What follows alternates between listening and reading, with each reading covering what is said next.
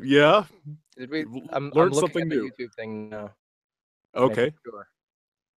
Okay, Aha! started chatting. I see a live in yellow, which I believe means we're live. Okay, well at least there's that. Yes. Okay, it happened. Despite my idiocy, everyone, ladies and gentlemen, Mm. the show has begun, and this will be the first Sound Booth Theater Live that Justin and I have done together. So Yeah. everybody, welcome, Justin. Thank you so much for coming and hanging out with us. Hey, my Um, pleasure. Happy to be here again. and today we have kind of a ridiculous Sound Booth Theater Live. It's like all three of these big ass hits in the lit RPG community shoved into one Sound Booth Theater Live. And if we don't take too long, we can actually get to Nevin Ilyev's uh, request called Tower of Hats. It Okay, sounds yeah. really fun. So did you get the last email I sent with the updated character directions from Uh, Mr. Stephen Rowland? yes, I think I did. Yep, Good. here it is. So let I me need just to get start this mine up. open here. Well, I'll do it as we get to the samples. I will Okay. pull them up. I think that we'll just do it in this order. We'll go Pangea Online. And sorry guys, I don't have my images. You know, I can't put on the covers. This is very limited what we have going on here, and someday I will master the Wirecast program and actually figure out how to do multiple people on a stream through that streaming program at Yeah. once. But for now, I'm sorry to all the authors that requested. We won't be able to show your covers on this Well, Google well, Hangouts on well, here. hold But on. We might uh-oh, just have a workaround here. Let's see if I can pull this up. oh, you mean like maybe a screen share thing going on? Screen share, classic screen share. Let's Uh-oh, see. that's This some might messed work. up It might shit. not work. Aha, yes. Okay, so you can see it. I'm screen sharing right now. Are you? And this is the Amazon page for Pangea Online. Death and Axes, a lit RPG novel by S.L. Rowland. We're not seeing it though. You're not seeing it? I don't. Maybe not. Oh, well, maybe it's not working. Well, nope, it's not working. It's blacked out for some reason. So I'm sorry to get all your hopes up there, but the screen share for some reason isn't working. Okay, no screen Don't share. blame Sorry, us. guys. We're going relatively low tech today. I mean, we are still kind of like talking to each other over the internet live on YouTube, Yeah, but there's only still, so much you can ask. yeah, I guess so. But okay, so we're gonna go in this order. We're gonna go Pangea Online, then we're gonna do Dungeon Lord. That's what it's called, right? Dungeon Lord. Dungeon Lord, and then we're gonna do Beginner's Luck, which, I mean, I don't know if I've heard of a 1984 style lit RPG before, but it sounds pretty interesting to me. You're talking 1984, like the George Orwell novel, or just Yes, the indeed, year sir. 1984? Ah, Indeed. okay. Okay. And then hopefully we get to Tower of Hats by Nevin Ilyev. So we have a loaded show. All of those books are doing fantastically on Kindle. Even I mean, Pangea Online came out like 2 months ago, and it's still like ranked probably top 5,000 right now. So That's um, amazing. yeah, it's really great. I mean, all these new lit RPG authors are like just killing it. I don't know what it is about the end of this year, but it's like everyone took all these lessons and put them into action, and like I don't know, Yeah. lit RPG is really coming into its own right now. I feel proud to be It, here. it's You know. absolutely amazing. And it seems like, I mean, I don't really know much about lit RPG. I'm not an expert in it, Hmm. but I'm just amazed that it seems like such a niche, um, I guess, a niche of the fantasy genre has Yeah. grown so much and it's so huge. Very I, cool. yeah. I mean, I don't know. I don't know. I guess I've never actually seen a genre develop. Right. That's something that we kind of have this unique perspective on as narrators. Is we have like this more objective, further out view of what's going on in the market anyway. You know, so we get to oh no, I accidentally started a YouTube video on my Kindle. Oh, Stop it! Go away. Okay.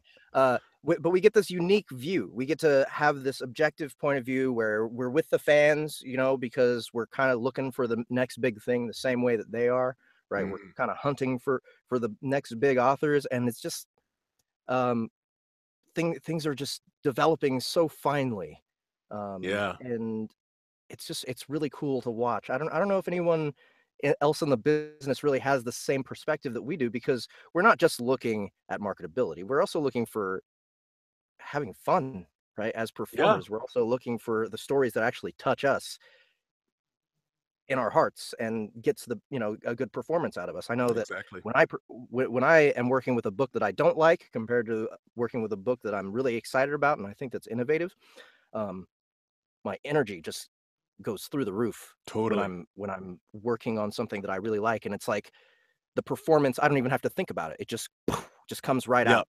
It's inspired. Whereas It's an inspired performance. right. And then if I'm working with something I hate, like I gotta force Yeah. it. I gotta force it, and I gotta make it not sound forced. So it's just much harder to do. It's like a slog, right? So um, Yeah.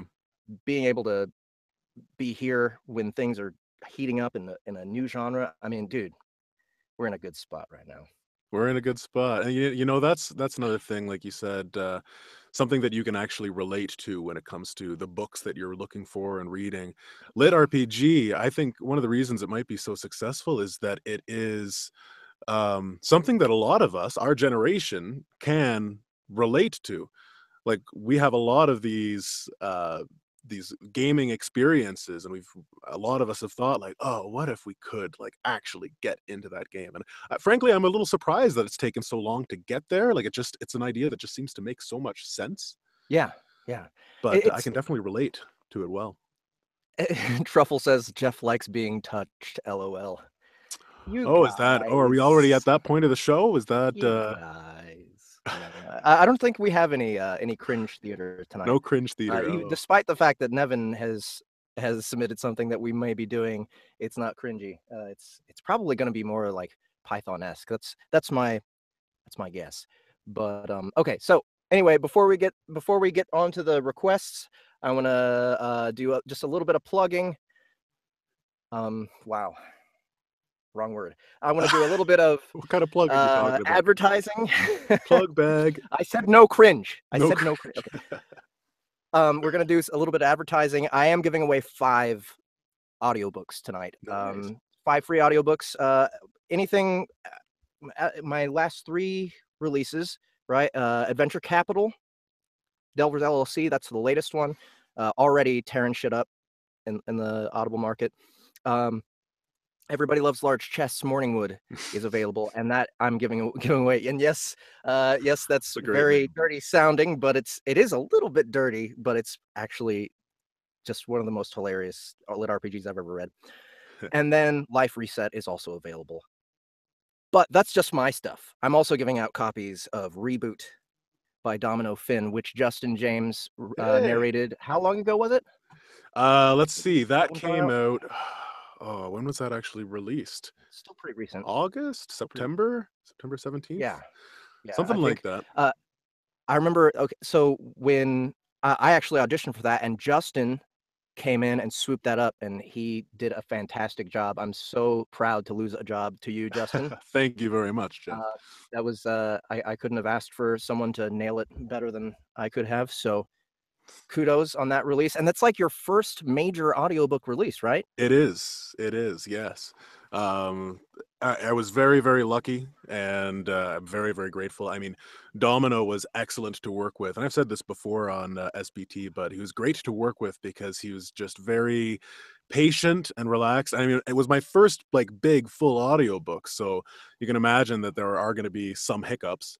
It wasn't a completely smooth experience, but he was patient with me, and at the end he was really great because he gave me some really, really great feedback, which, especially just starting out, was very, very welcome and appreciated. So thank you, Domino, and thank you to any fans of Domino Fins. I'm curious in the chat, has anybody here read or listened to Reboot Afterlife Online? Any fans here? We'll watch We'll that and see. see. We'll keep an eye open. Yeah. I listened to I think the first half of it. Oh yeah. Um Yeah, I'm really impressed with your work in it. I really had fun with the concept, and I think I don't know. Maybe this is a little superficial, but maybe one of my favorite things about the book is the cover. Because this is It the is a first time fantastic that cover. on the cover, I feel like he really drew in the video game culture with it. Yeah, We're all just so familiar with looking at the covers of our favorite video games with all those little bits and pieces yeah, tacked on that I don't know. It just made me feel thrilled when I actually saw that the book first came out. Um, but yeah. anyway, It's a so we're great giving cover. that out. We're giving my last three releases out. So is there anyone who can Danny, can you help us keep track of who deserves those five audiobooks? We'll get started here. All Yeah. right, so Pangea Online. What Death and Oh, Axes. This is book one. And Stephen Roland or SL. Oh, wait, maybe I'm doxing him here. SL Roland. Stephen's just a name I made up. uh, Not really. That's not really his. I mean, it's an S. I'm just gonna the assume it's Stephen. placeholder. Yeah, it's like Yeah, you assume it's a Steve, but we'll probably assume. not. But Probably Sven. SL Roland released this a couple months ago. He's still making pretty good money off it, from what I can tell. And I think Justin, we said we were getting started mid-January on this one. Yeah, yeah, that's Yeah. the plan. So we're already set up with Mr. SL Roland, and yeah, I can't wait to get started on it. It looks really fun. The cover itself really drew my eye when I saw it. Hmm. Uh, like the cool. You know what I really liked was the wolf armor ears. Is that what those The, are? I didn't even notice yeah, that. it's armor on his ears. That's amazing. Yeah, so you don't want to lose some ears in combat. I get it, Wolf. But yeah, so Stephen SL Roland actually sent us some directions for the characters. We're starting on chapter 23 here tonight, and let's see if who we got here. A seal, main character, human, 19 years old. Okay. Okay, Justin, how about you take the main character? Okay. Alicia.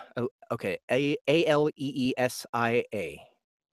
I think that's Alicia, That that right? that seems Alicia, or Alicia. maybe Elysia. As an Alicia. elf, All right. actually, it might be Elysia. Yeah. So that's an elf. She's 19. I'm assuming she is 19 years old. Yeah, Um, I would assume so, but Orden and Glorden, both male dwarves. Okay, wait. I'll go ahead and take the female, the okay, female parts, sounds because great. I'm sure you're okay with that. Orden and Glorden, both male dwarves. Clink, Uh, female dwarf, and Tinker, old and wise dwarf. oh, Okay, so lots we of got four dwarves. dwarves here, and I'm assuming he's gonna want us to do Scottish accents. How are you? How's I'm your imagining Scottish? so. I think it's okay. Getting into, well, I wouldn't say okay, but Okay. I can do a stereotypical dwarf on and on. Okay. Okay. So, do you want to be the younger ones, or one younger one and the old one, and I'll do one younger one and the female? Yeah, I think it'd be cool if we did. It seems like Orden and Glorden go together. Hmm. So why don't we do one Orden and one like I'll be Orden, you be Glorden. Okay. You be Orden. I'll be Glorden. I'll be Clink. You'll be Tinker. Sounds good. Okay. Grayson, 50-something man, grizzled voice. You What take do you think? Grayson. All right. I'll take You Grayson. take him. Buzz, 19 human, class clown. Okay. At first, I thought that was a class. A Like class? his class Oh, is clown. yeah. It's kind of like a bard. It's like a subclass of bard. Yeah, yeah. Okay, Um, no, he's a class clown. Okay. okay. Uh, I'll, so I'll you want to do Buzz, yeah. I'll and take Buzz. I'll take Tyr as guardian god of war, deep voice but also regal. Beautiful. I'm thinking Okay. of what's his name? For some reason, I always go to Thor. Who's the gatekeeper in Thor? What's that? His name? Idris Elba. Ah, Idris Elba. yes, That's yes. what I'm picturing here. For Tyr, Yeah, as guardian god. I don't know. I'll go. I'll try some Idris Ilba for him. There we go. Okay. All right. So, and who's narrator? That's well. I guess you're going to be narrating this book. So, how about your narrator? Okay, yeah, I will give it a shot. All right. Great. So, we ready to start this? I'm ready. All right. Hold on to your butts. Pangea Online, Book 1, Death and Axes, a lit RPG novel. 1 second. Sorry. One more thing. Yeah. Apparently, the vote was whenever the word magic comes up, I have to drink. So, You have to drink. Oh, is this a drinking game? only if you want it to be. I'm playing a drinking game. Of course I want it to be, Jeff. I missed the memo. Why didn't anybody tell me? 1 sec. I'll Okay. be right back. Okay. He'll be right back. I'm drinking some 18-year-old Trader Joe's single malt. It's a Space Side. It's okay. It's not as good as the price tag, I don't think. But it's good enough. I have it. I'm going to drink it. And I already got started earlier today because I'm my poor liver. I'm not drinking that much. Okay. So I actually got started drinking earlier today because I was recording a chapter of the book that I'm working on right now. I just finished it right before the stream, called Dead End. It's part 4 of the Ghost and Magic series, and that'll be done in the next couple weeks and ready to ship out. But the You last just said chapter, magic. did I? Yeah, you just Oh, said shit. magic. Ghost and Magic series? I Mm. just said it again. I Mm. just said it like 3 times. I'm only taking the one. Okay. Okay. So anyway, so I had to record a certain chapter as a different character that I really needed the whiskey for. So I'm already a little bit tipsy. But anyway, Great. yes, go ahead. That's a good thing. All right, let's do this. Pangea Online, Book 1, Death and Axes, a lit RPG novel by S.L. Rowland. Chapter 23. Grayson picks the lock, and we push the frozen doors open. A thick layer of ice covers the corridor walls, and deadly icicles hang from the ceiling. It shouldn't be this cold only a few feet underground. A loud, guttural scream echoes from down the hall, too far away to be seen. Buzz steps forward, his flaming shield casting light down the corridor. I hear movement. Tiny cracks form in the ice and splinter down the corridor walls. Glorden steps up beside me, frost covering his head. It's colder than a witch's tit. Glorden starts, but a boulder twice my size rips into him. His boots and a splatter of blood are all that remain as the boulder continues tumbling down into the sewer. Oh, shit! Says Elysia, holding her hand over her mouth. 2 large bodies step into the light of our torches. 2 blue giants with icy blue eyes look down at us like we are nothing more than ants. One carries a large battle axe, the other a club. They speak to each other in a language I cannot understand. The giant sits his axe on the floor and picks up another frozen boulder, throwing it at us. This time, we are ready, and everyone gets out of the way. I focus on one of the giants in front of us. Frost Giant, level 59. Frost giants have resistance to slow, but take double damage to fire attacks. A tiny tombstone sprouts from the floor where Glorden was killed. For Glorden! Yells Orden. He steps forward, his warhammer glowing with power. For Glorden! Echoes clink and tinker, thrusting their weapons in the air. This is you? You're the main character? No, you're main character. I'm main character, okay. Does anyone besides the princess have any fire spells? I remember her fiery arrows from the dungeon. I wish I still had fire breather, said Buzz. Liquid fire is cool and all, but it doesn't do any damage. One of the giants steps closer. Icicles fall from the ceiling and shatter on the floor. We have to dodge in order to avoid impalement. Tinker casts a spell and the floor splits open. A canyon runs along the floor and rocks slam into the giants.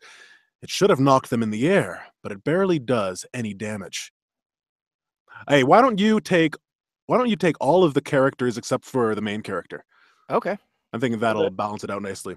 Yeah, I'm kind of just hanging out here. Okay. Yeah. 7 hells! He shouts. Grayson is the next to attack. He runs for the giant with the battle axe. The giant swings and Grayson moves to the side, narrowly avoiding being cleaved in half. The frost giants are incredibly fast for being so large. While the giant recovers from the missed attack, Grayson connects a punch with the giant's ribs. It lets out a howl of pain and loses a tenth of its health. Nice hit! Shouts the princess. She unleashes a flaming arrow that catches the giant in the eye. It does half the damage of Grayson, even with the fire bonus. I realize I've been standing in the same place for too long. I need to join the fight. We need to focus on them together, I yell. I'm going to try to snare one of them. I cast Haunted Earth, and dozens of roots erupt from the floor, tangling around the giant's legs. I immediately follow up with Waterfall. The 2 seconds of Root and of Haunted Earth times out perfectly with the delay on Waterfall.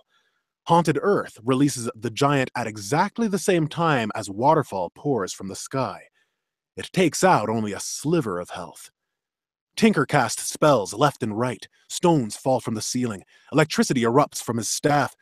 As soon as one spell leaves, another takes its place. They do very little damage. If we're going to win, we'll need to find another way.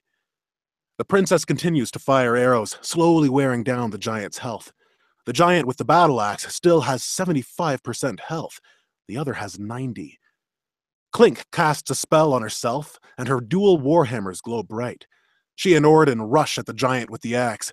The princess casts Resilience on Clink just as her warhammers connect, and she lands several hits in a fraction of a second. The giant swats her to the side, and Clink tumbles into the wall, losing half her health. Clink is slow to get up as the giant with the club swings down hard. Buzz dives forward, blocking the blow with his shield. He loses 90% of his health, but the blow stuns the giant. Buzz's shield must have some kind of ability. Grayson grabs the other two by their clothes and drags them to safety. The giant with the battle axe smashes his weapon into the floor. A long, icy tendril creeps along the stone floor, weaving towards us. It bypasses Grayson, Clink, and Buzz, and stops at Alicia's feet, freezing her to the floor.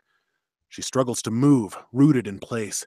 Her health ticks down bit by bit, until the ice melts away and she can move again. If we don't do something soon, the giants will kill us all.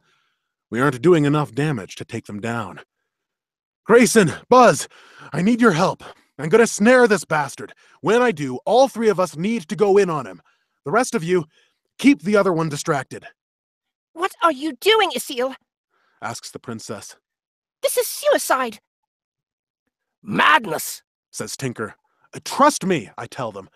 Grayson did almost as much damage as the 4 of them combined. If we use all 3 of our miners' bonus, then we may be able to kill the giant, assuming it doesn't kill us first. I cast Haunted Earth again and snare the giant with the battle axe. Next, I use Resilience on Grayson, and we 3 move in. I make sure to stay close to Buzz. He has the lowest health of all of us, but we need his strength. If it comes down to it, I can use my shield's ability to save him. Grayson's gauntlets move in a blur. He connects with a flurry of punches, taking out chunks of health with each hit. I equip my shield in one hand and my axe in the other and start swinging. I don't hit as hard as Grayson, but my attacks do enough.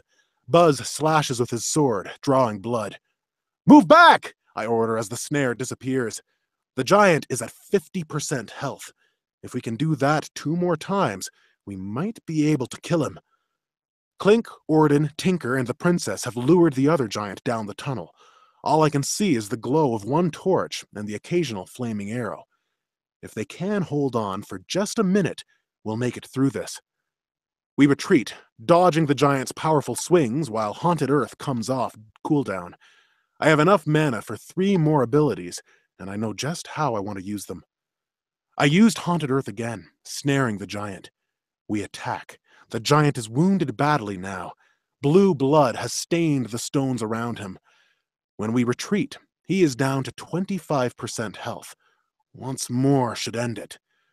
The giant stumbles around, swinging badly but missing. His legs are a mess of battered meat. The downside of being so tall is that all our attacks are below the waist. I take a brief peek down the corridor, only to see a faint glow. I hope they're okay. When the Haunted Earth comes off cooldown, I use it again. The giant moves so slow he has no hope of dodging it. I use the last of my mana, casting Resilience on Grayson.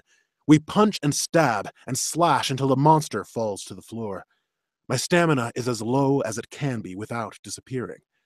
I'm once again thankful for my dwarven boots. They might not keep me at full stamina in a fight like this, but they do enough to keep me alive. My XP bar shoots up, and a metallic green 21 twirls across my vision.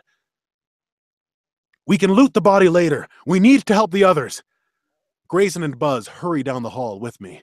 The light glows brighter with each step we take. We pass a tombstone along the way. Another person died to help me with the quest. It gives me the energy to keep going. I can't let them down. A fiery arrow shoots through the air, and I see the giant, his head pierced with arrows. He still has half his health.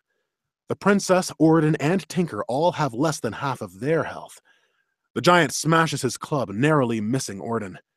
Did you kill it? He asks, huffing for breath. We did. I'm out of mana, though. Can any of you stun him? In response, the princess fires a lightning arrow. Tiny bolts fork out as it soars through the air. It hits the giant with a crack of thunder, and he freezes in place. We all rush in, and the attack with a fury only capable by those on the edge of death. Right now, we have two options. Kill the giant or die trying. I choose to survive. If we don't, Glorden and Clink gave their lives and whatever items they lost for nothing. If we make it through, maybe they get them back. As the giant's health dips lower, I realize that this one is a woman. They are so ugly that it's hard to tell, but the lack of beard and large chest indicate that she is female. Were they together? Who put them here? I know frost giants don't belong in Asgard. They belong on a different Norse world. Someone put them here to stop us from getting in. The giant has 10% health. One more round of attacks, and we're through to whatever awaits us next. I can't imagine what could upstage a frost giant. She lashes out violently, knowing her end is near. Maybe she hopes to bring down one of us with her, but we stay back, dodging her belabored attacks. I'm out of mana. Spread out then, says Elysia. Spread out then. We'll have to divert her attention. We circle the giant until she can't turn her head fast enough to see us all. The giant shoots an arrow in her back. It's not enough to hurt, but it causes the giant to turn. Grayson runs in and punches the giant while she is turned. Buzz and Orden follow suit. Each time she turns onto her new attacker, we attack her from her blind side. She lets out a scream full of rage and sadness that sinks into my bones before she falls to the ground. If this weren't a game, we'd be monsters. And scene. Dude, this is intense. Holy crap. Dude. Whoa. This was all you, man. And no one said magic the entire time. I'm kind of No one said magic, so we're just saying it now so we can have a drink. Mm-hmm. Cool. This sounds like a very like the party is central to the game. It was a huge cast. Yeah, you know what? I like it when lit RPGs do that. I mean, following one guy can be cool, and especially since you like pay close attention to his stats and how they progress and stuff. Yeah, But yeah. I've always enjoyed like Baldur's Gate, for instance. I don't know if you ever played that one. Oh yeah, yeah. I always enjoyed having an entire party to watch all of their stats at once, you know, and so I think that really translates in lit RPG. Like the style of play, actually, you can feel that in the books, and this one definitely feels more party-like. Definitely. Like everybody has their role to fill. Everybody has to work together. And there's a lot of opportunity for narrative when you're talking about having to work together with other people. Teamwork, man. I can't wait to produce this one, man. This is gonna be so fun. All right, fantastic. Yeah. So thank you, Mr. S.L. Roland. Probably not Steve, but I'm just gonna assume it's Steve, but probably not. Mr. Roland, thank you for requesting that one, and we can't wait to get started on your book in January. So anyone who listened to that, if you were into it, go check it out on Kindle. I got all the links to all the Amazon all the Amazon links to all the books that we're doing today in the description of this live stream. So Yeah, so check it out and check out that ear armor. It's pretty cool. ear It's armor, like, yeah. It's like bikini armor that you see so often. Right. Yeah. Okay, so on to the next request. What are we doing? Dungeon Lord next? Dungeon Lord. Okay, I will do the narration this time. Ah, wonderful. Yes. And let's see who our characters are.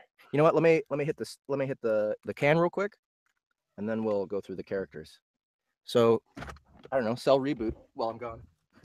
Yeah. Okay. So Reboot is this fantastic book that I narrated, and Domino Finn did a fantastic job creating a world that feels very unique and feels very fresh.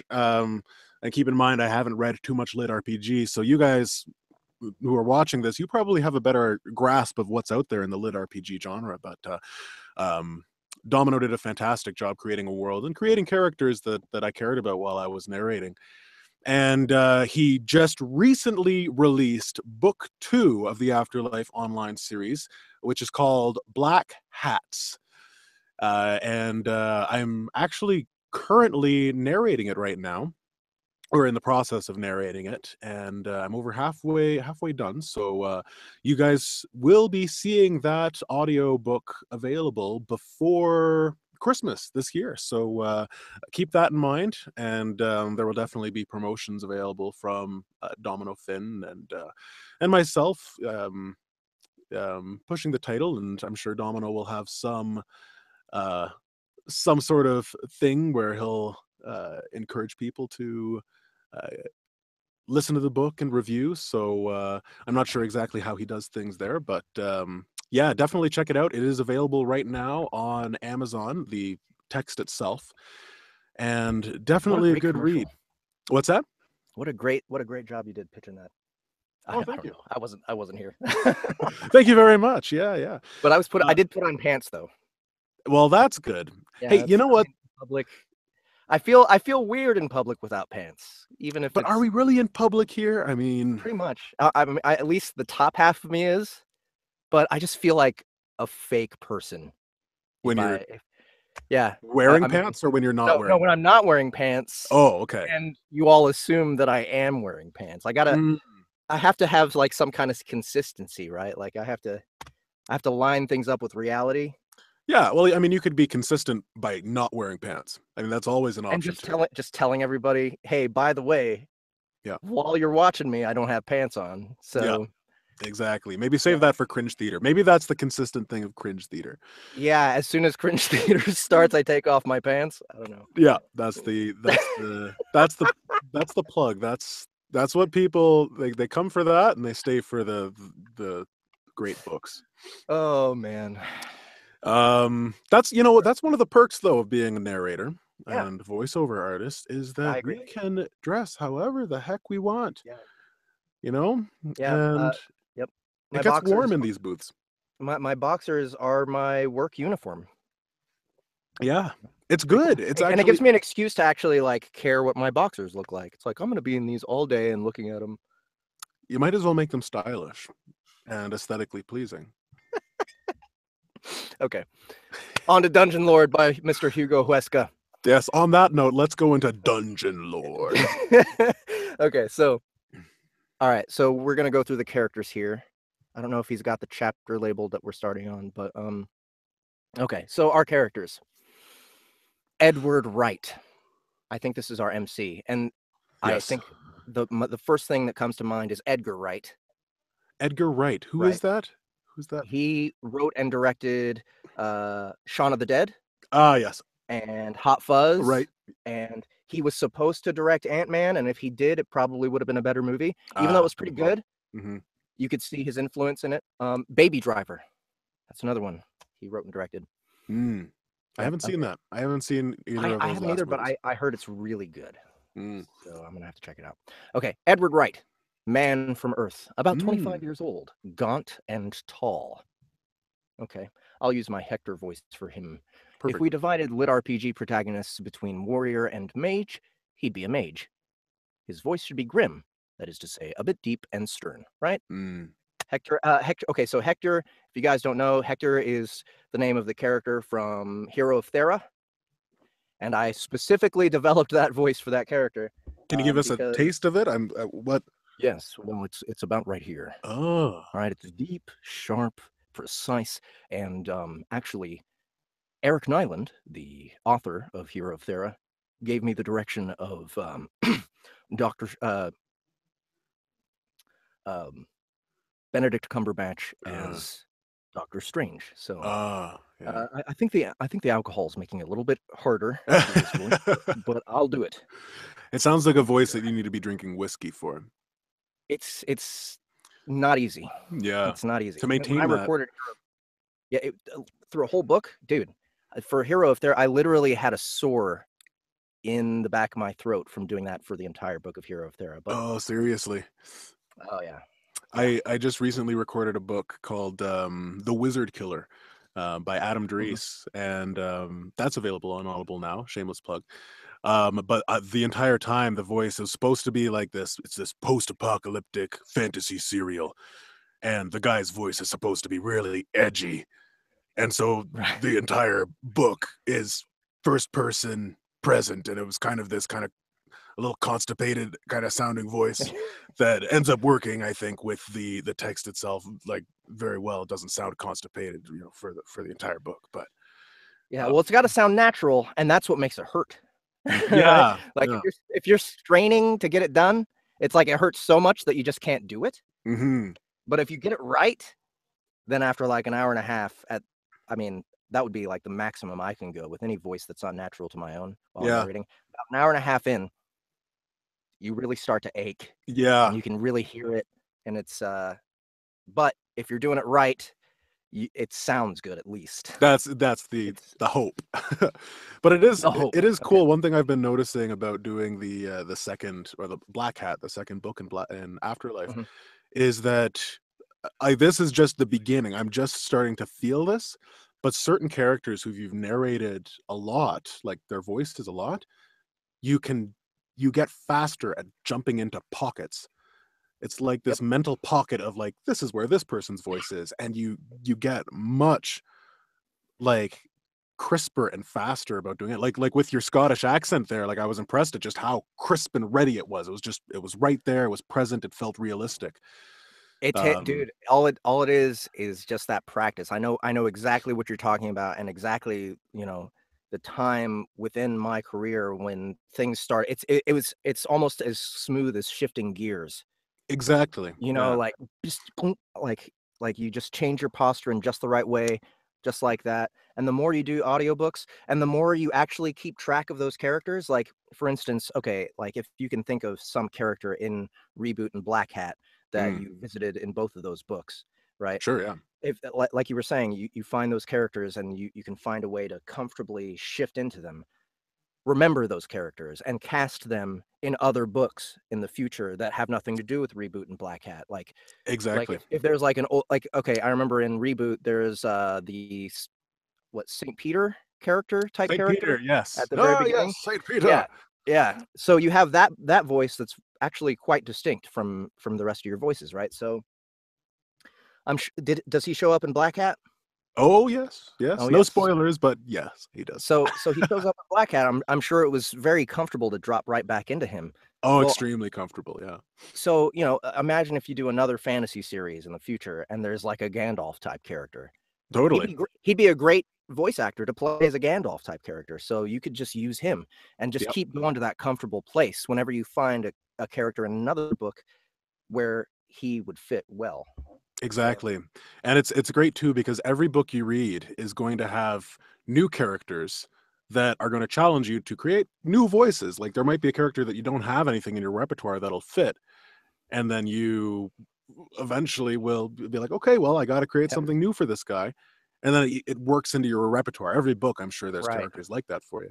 Yep, you nurture them. You nurture them. You're like, okay, wow, you did a great job in this role, Mister, actor inside my head. All right, we'll put you in a little bit more important role in the next book that I do. Wow, you did a Yeah. great job there. How about a lead role in the next book, right? And so you keep getting these actors that develop in your head practice. Yeah. And the better they get, the better roles you can cast them in. And it's a fun little game that we can play as narrators. It is. Yeah, it makes things very colorful and diverse. Yeah. Then you start getting Already. attached to them. Then you start Yeah. like rooting for them. Like, man, you're doing a good job. You know. Yeah, exactly. Let's see exactly. what other better roles we can give you. Okay, Well, Levy has a slight stereotypical Dracula accent. Since her yeah. country is based on Transylvania, is from Losha, an evil fantasy version of Transylvania. Looks like Tharja. Okay, I don't know what Tharja is. I Are you don't looking? know. You're looking at the same I'm document. looking at the screen. It looks like an anime character. Yeah. Um, No, this person. but how do you do a voice? So I take it you do Edward Wright and Okay. the narration, and I guess I will take Levy. I was struggling. I'll be honest, and I was thinking of like, how do I do a stereotypical Dracula accent in a high pitched? I guess it doesn't have to be high pitched, but I look at that character and I think, it's anime, like it's, gonna be Maybe try voiced something a little more middle, maybe Something around this more in the area. middle? Like it doesn't have to be Right. high to be feminine, right? That's So, right. That's right. A little bit of just breathier. has a slight stereotypical Dracula accent. Yeah, you do good. Slight, a stereotypical Dracula accent, There since we her go. country is based in Transylvania. It's Mhm. like bordering on Italian, but hey, whatever. Yeah. We do what we can. Yeah, exactly. Alder. Okay, Alder. He comes from your standard good fantasy kingdom. He's a bard, a bit pompous and carefree. All Okay. right. Why don't we just do what we did before, where Sounds I'm the good. main character and the narration, and then wait, is it first person? Nope, I it's third. believe it's third person, but I think like you do the main character and the narrator, and Okay. I'll do the other ones. All right. So we got Elder, who's a bard, carefree, pompous bard. Batblins. They're goblins mixed with fruit bats. A Mhm. chaotic bunch, very low on the food chain, but they are dangerous in high numbers. They eat insects and spoiled fruit. Okay. Okay. And the last one, ooh, Karen. Mm. Karen or Karen? I'm gonna say Karen because that sounds a little Yeah, more Karen. masculine and threatening than Karen. Like Karen. Karen's the weird middle-aged woman who lives next to you in the apartment building. Okay, Yep. your friendly neighborhood eldritch abomination. Mhm. Okay, an Yep. angel of the evil god Murmur. He's like a cheerful version of Slender Man. Oh man, that sounds like such a great role. It does. I'm excited to Okay. play him.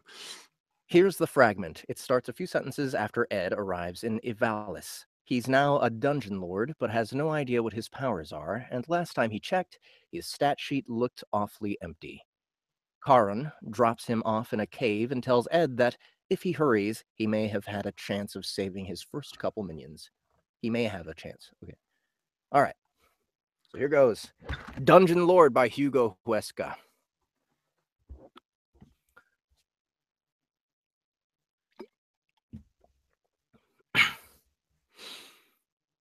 The cave was cold, enough to make Ed shiver and wish he still had his shirt. And it was empty, not counting himself. Ed shrugged and took a step toward the sunlight at the end of the tunnel. Wait. Karen's voice called from behind the altar. Ed jumped with surprise, but hurried to turn back to find Karen's upper body floating in midair with his lower half nowhere to be seen. It's dangerous to go alone. The boatman told him with a mocking grin.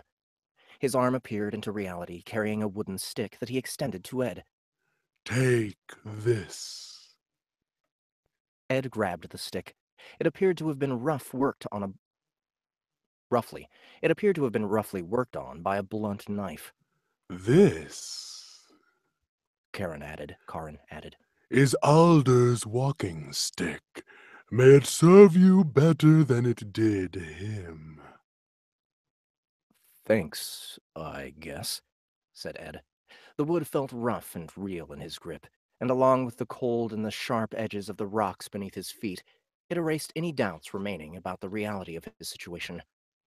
Karin nodded without an ounce of shame and disappeared.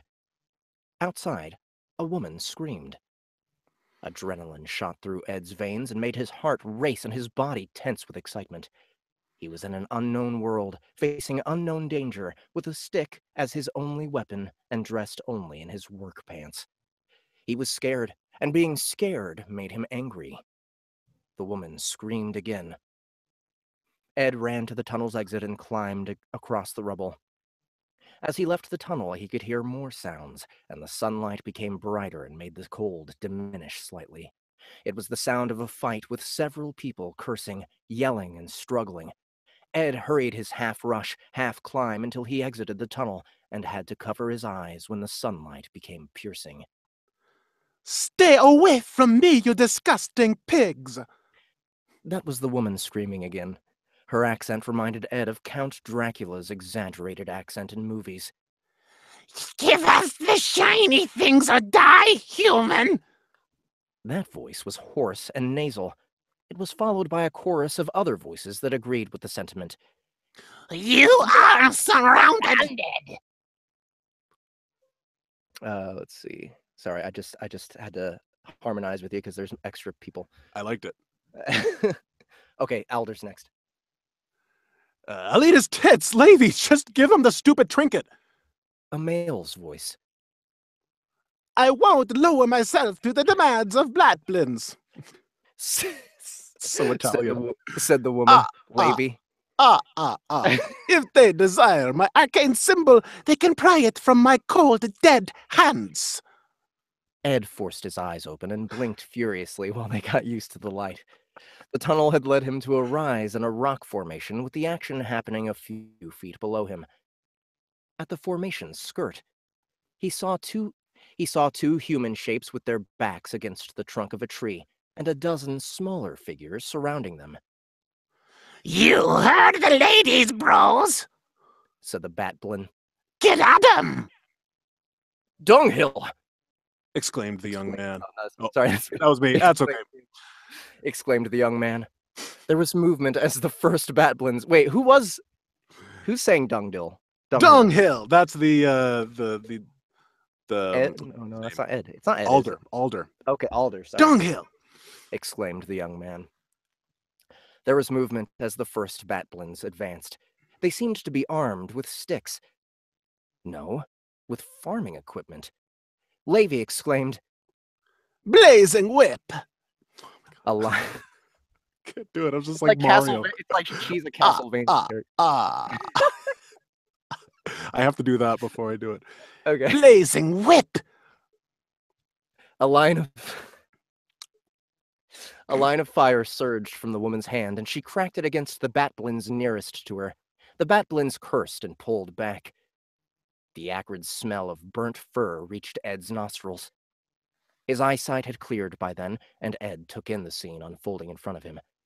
The Batblins were small humanoids of mismatched proportions, protruding bellies and hanging flaps of skin. They were covered with gray fur, and their heads looked like those of a bat. Pointy ears almost as tall as their faces, leaf noses at the tip of triangle-shaped snouts, glinting mouse-like black eyes, and parted lips that pulled back to reveal blunt fangs covered with saliva. He had seen them before, while playing Io. Playing Io? Isn't that the Greystone Chronicles book? Okay. Game, I mean. Okay. They were low-level encounters, almost exclusively found in open territory and rarely inside an occupied dungeon. Scavengers, opportunists, nasty little critters. Of course, the dated graphics of the game barely matched reality. All of the game's Batblins were based on the same model, while the rabble members he was seeing here were very different from each other. They had angry scars streaking their bodies, bald patches, burn marks, and rags and straps that served as clothing and makeshift armor. Some of their bellies were bloated like balloons. Other Batblins were skinny and malnourished. They were all covered in dirt and grime and in varying degrees of nastiness. Even at this distance, Ed could smell the lot of them. It wasn't pleasant. Their leader, a portly Batblin with a wide snout, tried to brush aside Levy's whip with his makeshift spear. That earned him a burn to his shoulder. Ah! He exclaimed while his fur simmered. What are you waiting for, fools? Rush her down! She can't smack us all! The Batblins behind him didn't move. No one wanted to be first. Levy smiled in satisfaction. She was a young woman dressed in a knee-length woolen dress and trousers. She was somewhat younger than Ed, or so she seemed. Her long, frizzy black hair was tied behind her back, and her pale skin was splotched prawn red. It was the type of skin that burned under the skin while failing to tan. Her eyes were of a dark purple, almost black, and shone maliciously while covered in shadows and runny mascara. That's right! We're mages! Said the young man behind her. Run away, or suffer the destruction of our arcane wrath! He was dressed in the same woolen outfit as Levy and was sitting, or laying, with his back against the tree's trunk. His bowl-shaped hair was an almost orange blonde, and all of his features seemed to consist of pointy ends and clumsy gestures of his long limbs. His eyes were a washed-out blue, and they were wide with badly concealed fear. Shut up! Levy. Shut up! Shut up! Shut up! Shut up! One of those will work. Levy mouthed at him, and they were Levy mouthed at him. Just when Ed started to think she had the situation under control, the whip vanished from her hand with a puff of smoke. Yikes! Where am I? The Batblin leader took a step toward her, slowly, fearfully. His shoulders still smoked. Away, scum! Levy gestured at him, but no new whip was produced. What are you doing? Ed thought. Cast it again. Her spell had been a simple one, low-leveled. Ivalice Online used a cooldown system. The weaker the spell's strength, the faster it could be used again. Okay, so I guess that's why it's called IO. IO, right? yeah. Ivalice Online. Okay, so it's a different thing. Yet, she didn't cast the spell again. Ed examined the Batblin. Batblin Cloudmaster. Experience, 50. Brawn, 7. Agility, Spirit, and Endurance, 6. Mind and Charm, 5. Skills, Brawling. Basic V. Knowledge. Basic V? Maybe that's basic 5. Basic 5, yeah. Knowledge, Hoya Forest. Basic 4. Survival, Basic 7. Talents, Cloud Swarm, Cloud Morale. Morale, not morale, that's a mushroom. Ed skimmed the green words without delving too deep into their meaning, since the Batblin was already gaining confidence that no new magic attack was coming. He took a step forward, then another, ignoring Levy's constant threats. Seeing as their leader wasn't getting roasted, the remaining Batblins advanced close behind him. Their lips curved upward in slimy smiles. It would be a fine time for you to stand up and defend my honor, you useless child. Levy told the blond man. My ankle's sprained, I think. He grimaced, holding his leg. Toss them the trinket, please. No trinket! Exclaimed the Batblin leader. You harmed me! You'll pay, humans! Levy backtracked until she was against the tree, next to the other human. The Batblins closed in, and Ed jumped from the tunnel's entrance while roaring as loudly as he could. The Batblins and the humans barely had time to react in surprise at his sudden rush when he was already skittering across the dirt, barely keeping his footing, and reaching the fray with the rage and grace of a moderately big boulder. More humans! One of the Batblins announced. It's a trap!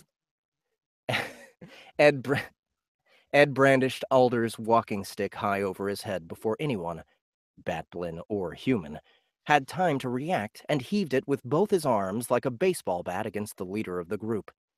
The Batblin barely had time to whimper before the hit struck hard against his temple with a dull thud. The Batblin's feet left the ground for an instant, and then the walking stick broke in two. The Batblin Cloudmaster screamed in pain and fell to the ground, stunned and clutching at his head, moaning in a pitiful way. He was bleeding from a gash under his ear, but not profusely. The blood was the color and consistency of used motor oil. Sneaky humans! The Batblin groaned. Get 'em, boys! The other Batblins advanced with their hoes, sickles, and blunt kitchen knives pointed in Ed's direction. Ed's eyes sensed the danger and delineated a confusion of stats and numbers in such a manner that he had to blink and will the numbers to become smaller and less intrusive. Because of that, he only glanced vaguely at the information of the evil eye. The Cloudmaster had been the strongest one. He was stronger than all the Batblins, but they were more numerous and they were angry, and he suspected that, stronger or not, a foot of rusty farm equipment through his guts would ruin his day all the same. It was clear he'd need to apply an out-of-the-box tactic. He pressed the jagged end of his half-stick against the Cloudmaster's neck. "Stay back! I swear I'll kill your boss if you take another step."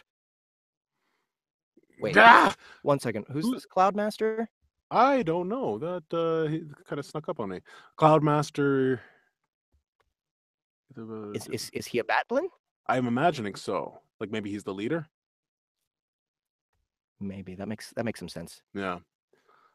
Yeah, no, you're right. You're right. Yeah. Is that it? Yeah. Gah, Okay. All right. Gah! Wait, you fools! added the Cloudmaster. Let me go, human! Ed heard the young, blonde man mutter something behind him like, Oh, Oh. That's my walking stick, isn't it? I was wondering where I'd left it. the Batblins looked at each other, at their boss, at Ed. They stopped in their tracks, but they didn't lower their weapons. "I'll kill him," Ed swore. For a moment, Ed thought he had them. Then, the Batblin at the front of the rabble shrugged. I never liked Drebsp. He's an asshole. Unk thinks Unk should be new Cloudmaster. You go, Unk! One of the other Batblins said. Another one. No, I should be new Cloudmaster. Whoever kills the human first is new Cloudmaster. Yes! Oh, shit. He deeply regretted not having read up on Evalis online lore books regarding Batblins, but Ryan's constant nagging for the group to level up as fast as possible without paying any attention to the lore had left Ed with little time. Excuse me. You giant piles of dung! Druzp yelled at his group. I'll kick your asses for this! Yeah. You shut up! No one talks like that to Cloudmaster Unk! Said Unk. He leveled his sickle in Ed's direction. Wait! Levy appeared next to Ed while holding the other half of Alder's walking stick. She had her gaze focused on the line of Batblins. Wait 1 second, Unk. There's 2 of us. If you come at us first, I swear upon Hogbus that we will gut you like a pig. In fact, even... Oh, I'm French now. in fact... in fact, even if you overrun us, we'll certainly kill whoever attacks first. Unk stopped and considered his turn of events. Silly wench! You ain't smarter than Unk! Vogcord, you go first! Vokcord, next to Unk, looked at his new Cloudmaster with alarm. His bat ears trembled. Like hell I will! The humans are strong, Unk! This is an order of your Cloudmaster! Unk said. They'll kill me! How about we send someone no one likes first? Unk passed one dirty, hairy hand with unkempt black nails over his double chin. Smart, Vogcord. I name you my new advisor. Clack, you go first. The Batblins laughed like they were at a party and someone had made a particularly clever quip. The former Cloudmaster at Ed's feet groaned in shame. I'm so dead. Yes. Oh wait, who says yes? Come here, Kleck. Is that Ed? I think this is still Unk. I think Still it's Unk. Yes, come here, Clack. Clack, you useless rat, you go first. A batblin about a head smaller than the others, at the back of the group, tried to turn and run, but the others grabbed hold of him and pushed and kicked the poor batblin to the front. Ed realized Kleck wasn't even armed with a sling. He only had a small rock in each of his hands. A pair of fearful black and brown eyes looked at him while the batblin trembled. He looks like a puppy. Do I really have to kill a puppy to get out of this? Idiots. The batblin was whispering nonstop. Idiots, idiots, idiots. Can't you see? Can't you see his eyes? Shut up, Kleck. Unk pushed him forward. No one cares about a pair of shiny human eyes. Eek! Kleck fell forward while his rocks fell forgotten to the ground. Out of the corner of his vision, Ed saw Levy turn to him with wide eyes. She started to whisper something. The rest of the batblins seemed to judge Kleck's fall a good enough distraction because she ran toward Ed and Levy. Druzb started squealing like a pig and covering his face in terror. Ed ignored him and jumped over Kleck's head, his half-stick raised high above his head and the pointy end aimed at Unk's ugly mug. I hope there's no scoreboard here, because getting killed by low-level... Okay, I'm going to do this in Ed's voice. Okay. Because I think maybe it's supposed to be italics or something, It's like a but thought, right? maybe... Yeah, I think... Uh-oh. Truffle says, I lost the stream, and apparently YouTube says something went wrong. Oh no. What the shit? Well, let's see. I've still got it. Let's see. What's going live right now? Oh, okay. Maybe something did happen. Oh, okay. No, Daniel Katz say he's still following. Okay, I think we're good. Yeah, try restarting the stream there, Truffle. Still following. J4 is still here. Yeah, I think the majority is still good. Everyone's good. All right. Just wanted to make sure. Where were we? Okay, The so yeah, thought. all right. So I think that the thoughts, they were probably italicized, Mm-hmm. and then, converting this to PDF, it probably somehow unitalicized or something. So Yeah. All right. Where is it? I hope there's no scoreboard here, because getting killed by low-level critters in the first 5 minutes is going to make me look very silly. Ed thought. That's a mouthful for someone's last thoughts. That's a mouthful for someone's last thoughts. Whenever Ed had played Avalis online, he had realized that the most frequent parting words were, in fact, something like, "Aw, fuck," or the always popular, "Whoops." I'm sure we can take them. Ed pushed a hoe away with a smack of his hand and stabbed Unk's collarbone instead of his eyes. The batblin screeched like he had received a mortal wound and fell backward into the other batblins. And then Ed was surrounded. I'm sure I can take them, Ed cheered himself while a lot of rusty, pointy ends were hoisted in his direction. He's a dungeon lord! Yelled Kleck, mud-faced, still laying behind Ed. He'll kill us all! Like a charm, the batblin's circle took a collective step away from Ed. Arms faltered and ears flared up in alarm. They all started to chatter at once. The dungeon lord? Impossible! His eyes! No dungeon lord in Starnavos! Look at his eyes! Must be a trick! Declared Unk.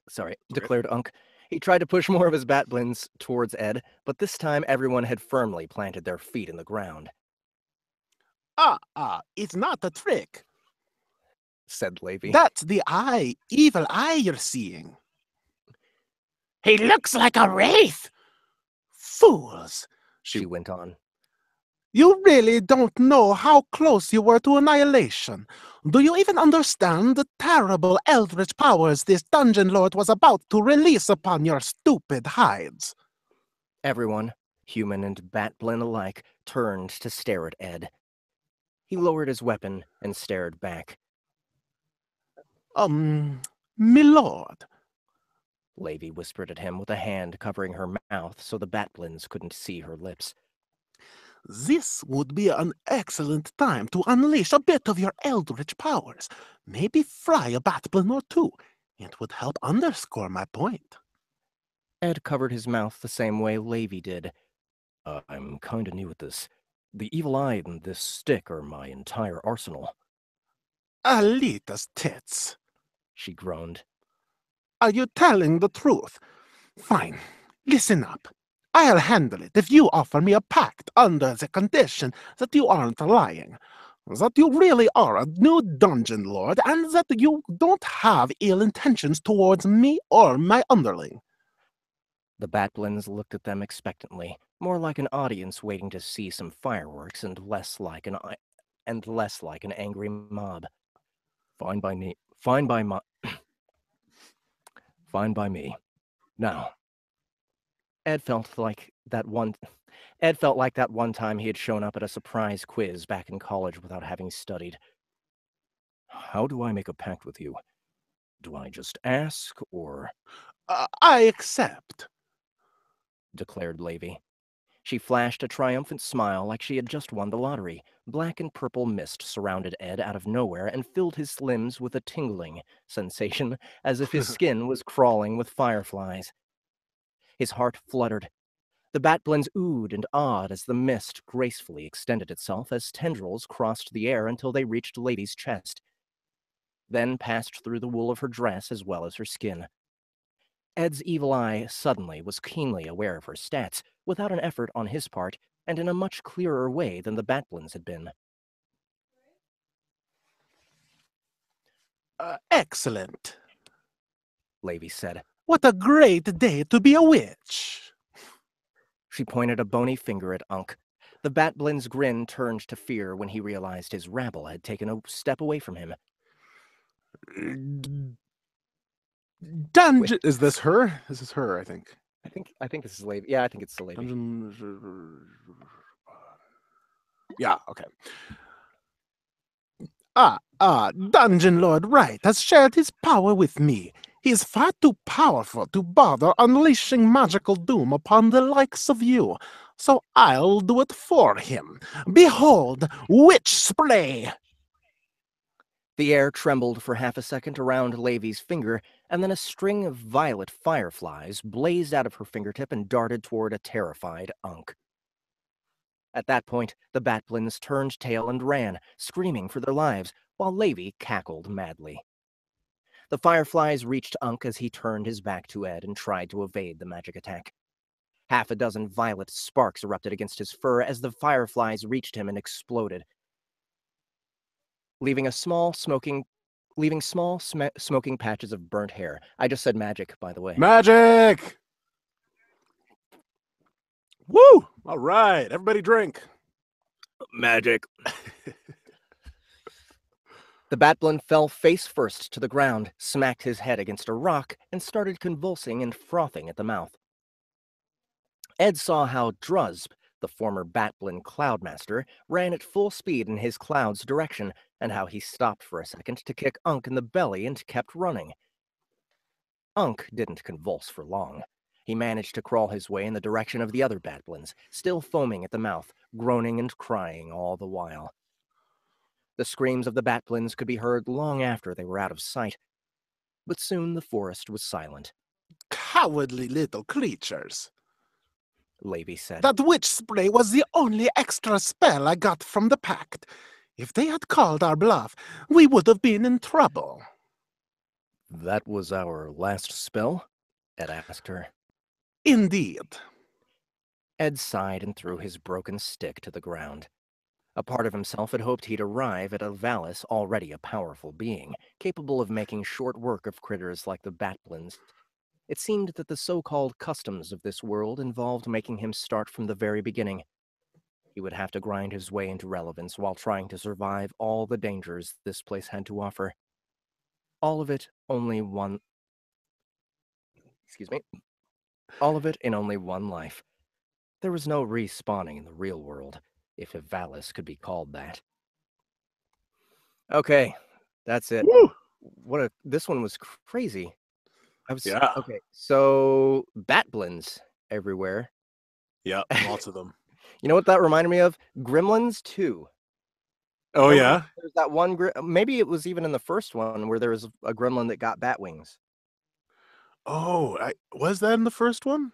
It might have been the second one only, but I'm at least in the second one. I know it's there because the second Yeah. one they're in New York, right? They're in that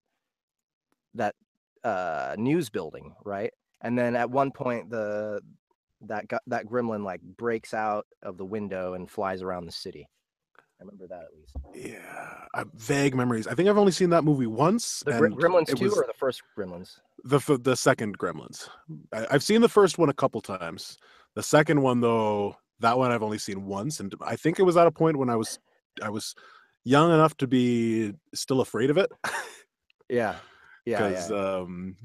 the second one I've seen like I later. don't know But if I was Gremlins ever 2 and afraid 3. of that movie. It was just too much fun for me to be afraid. I was like, I want to be a gremlin when I was little. Well, so the first one especially, like I remember being super afraid of it as a kid, and then like the reason I Really? watched it later, I guess I was in high school. I was like, I used to be so afraid of this movie. I'm gonna watch it.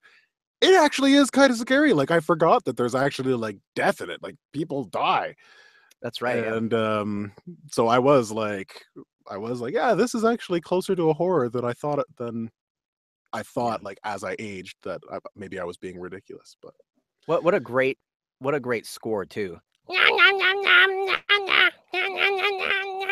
is that the soundtrack? Yeah. Oh, that's hilarious.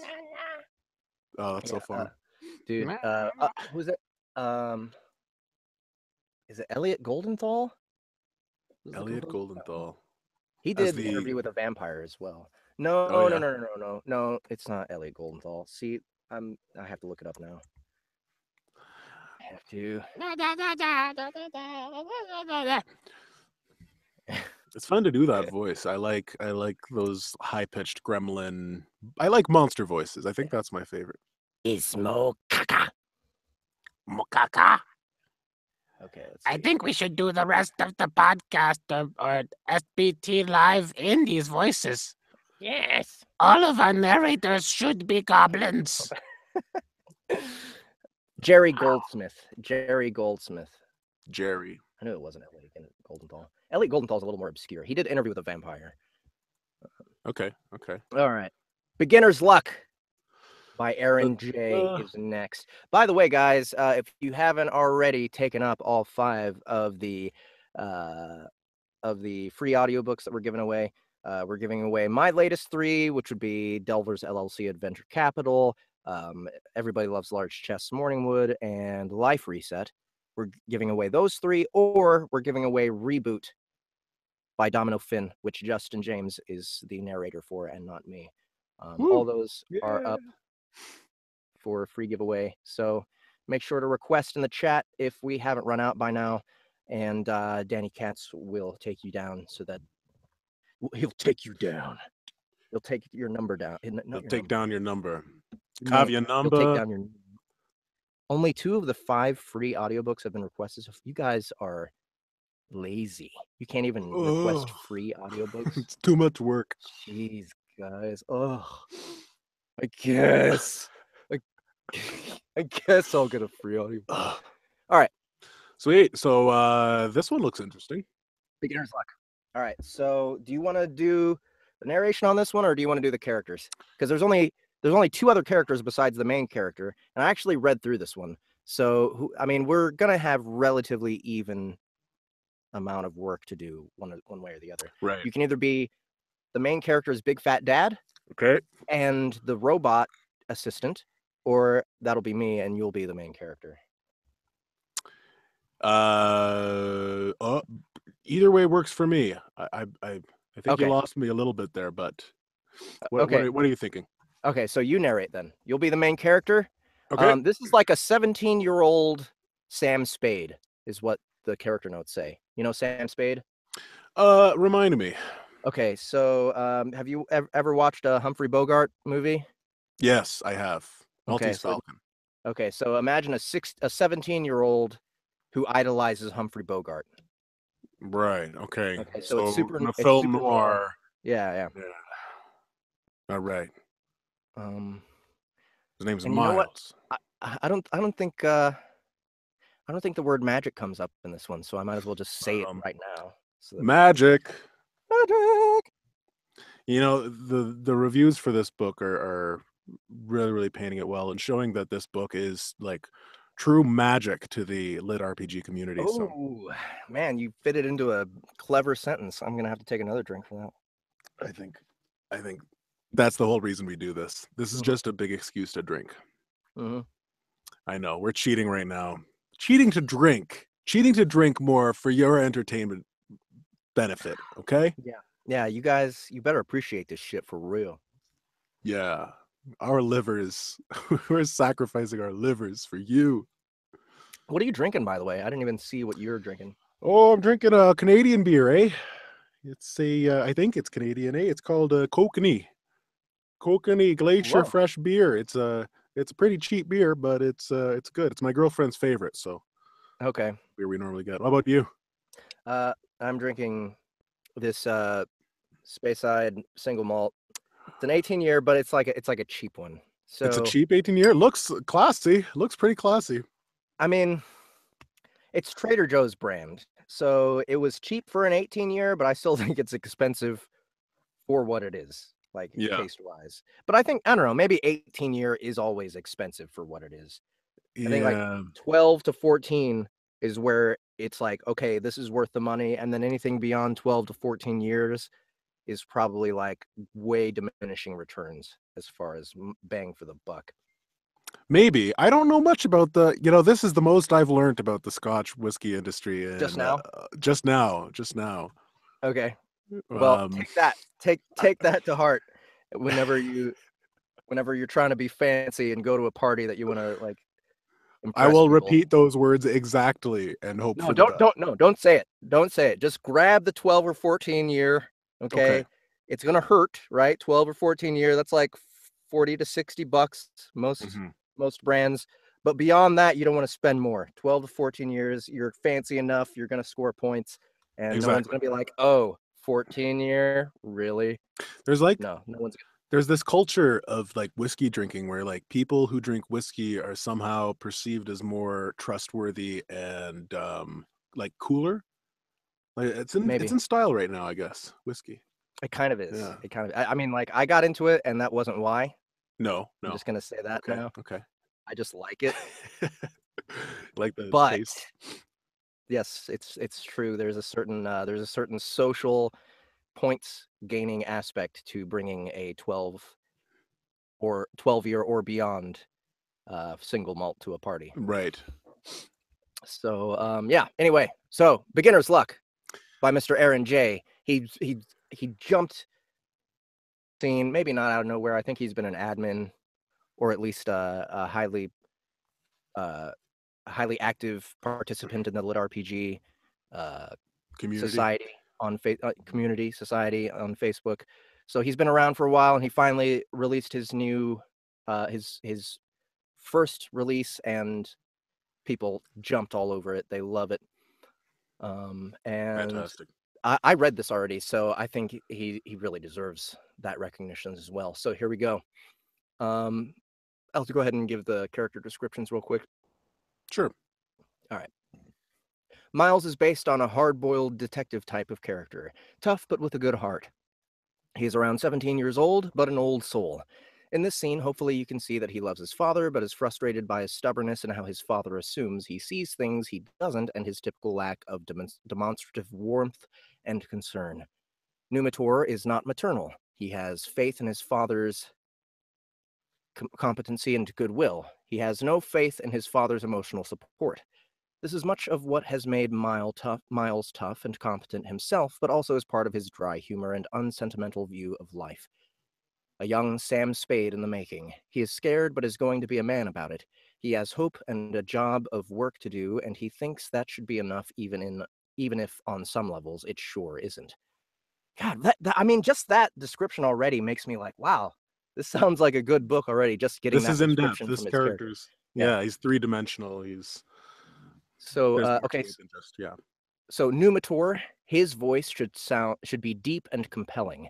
It is a tool that Numitor has mastered, as is his language. He says precisely what he means to say with the intonations he intends. His genius is in part applied to language. Other people's emotional concerns he generally sees as irrelevant ephemera. He is self-sufficient emotionally and in most other ways. Yet for his son, there is a deep love at the bottom. but it is hidden by his massive body and mind and his conviction that truth and competency is a better way to show his love. They have a habit of needling each other. See, Miles implying how fat his dad is. Anyway, that's it. Okay, this is just a little note from him, and then the scene starts. Beginner's Luck by Aaron J. My father lived in what was once known as a brownstone. I guess those kinds of buildings are still known as brownstones, but individual homes of any sort are a serious rarity these days. He insists on saying it is located at 918 West 35th Street, and no one cares to argue with him about this smallest of eccentricities. So, I made my way to 918 West 35th Street, which isn't anywhere near 35th Street West or East, let alone the particular address 918, and rang the bell. I think my father insists on all these cultural references from the old world as a way of believing the world won't always be a dystopic, post-apocalyptic shithole. Or you can never completely get rid of a fanboy's obsession, even in a dystopic, post-apocalyptic shithole. My father's assistant opened the door. "Hi, Archie. I'm here to see my father." Of course, Miles. Come in. Numitor is in his room. Joked Archie. Archie was always quick with some dark, cynical humor. My father's assistant is one of the few AIs allowed outside of the game.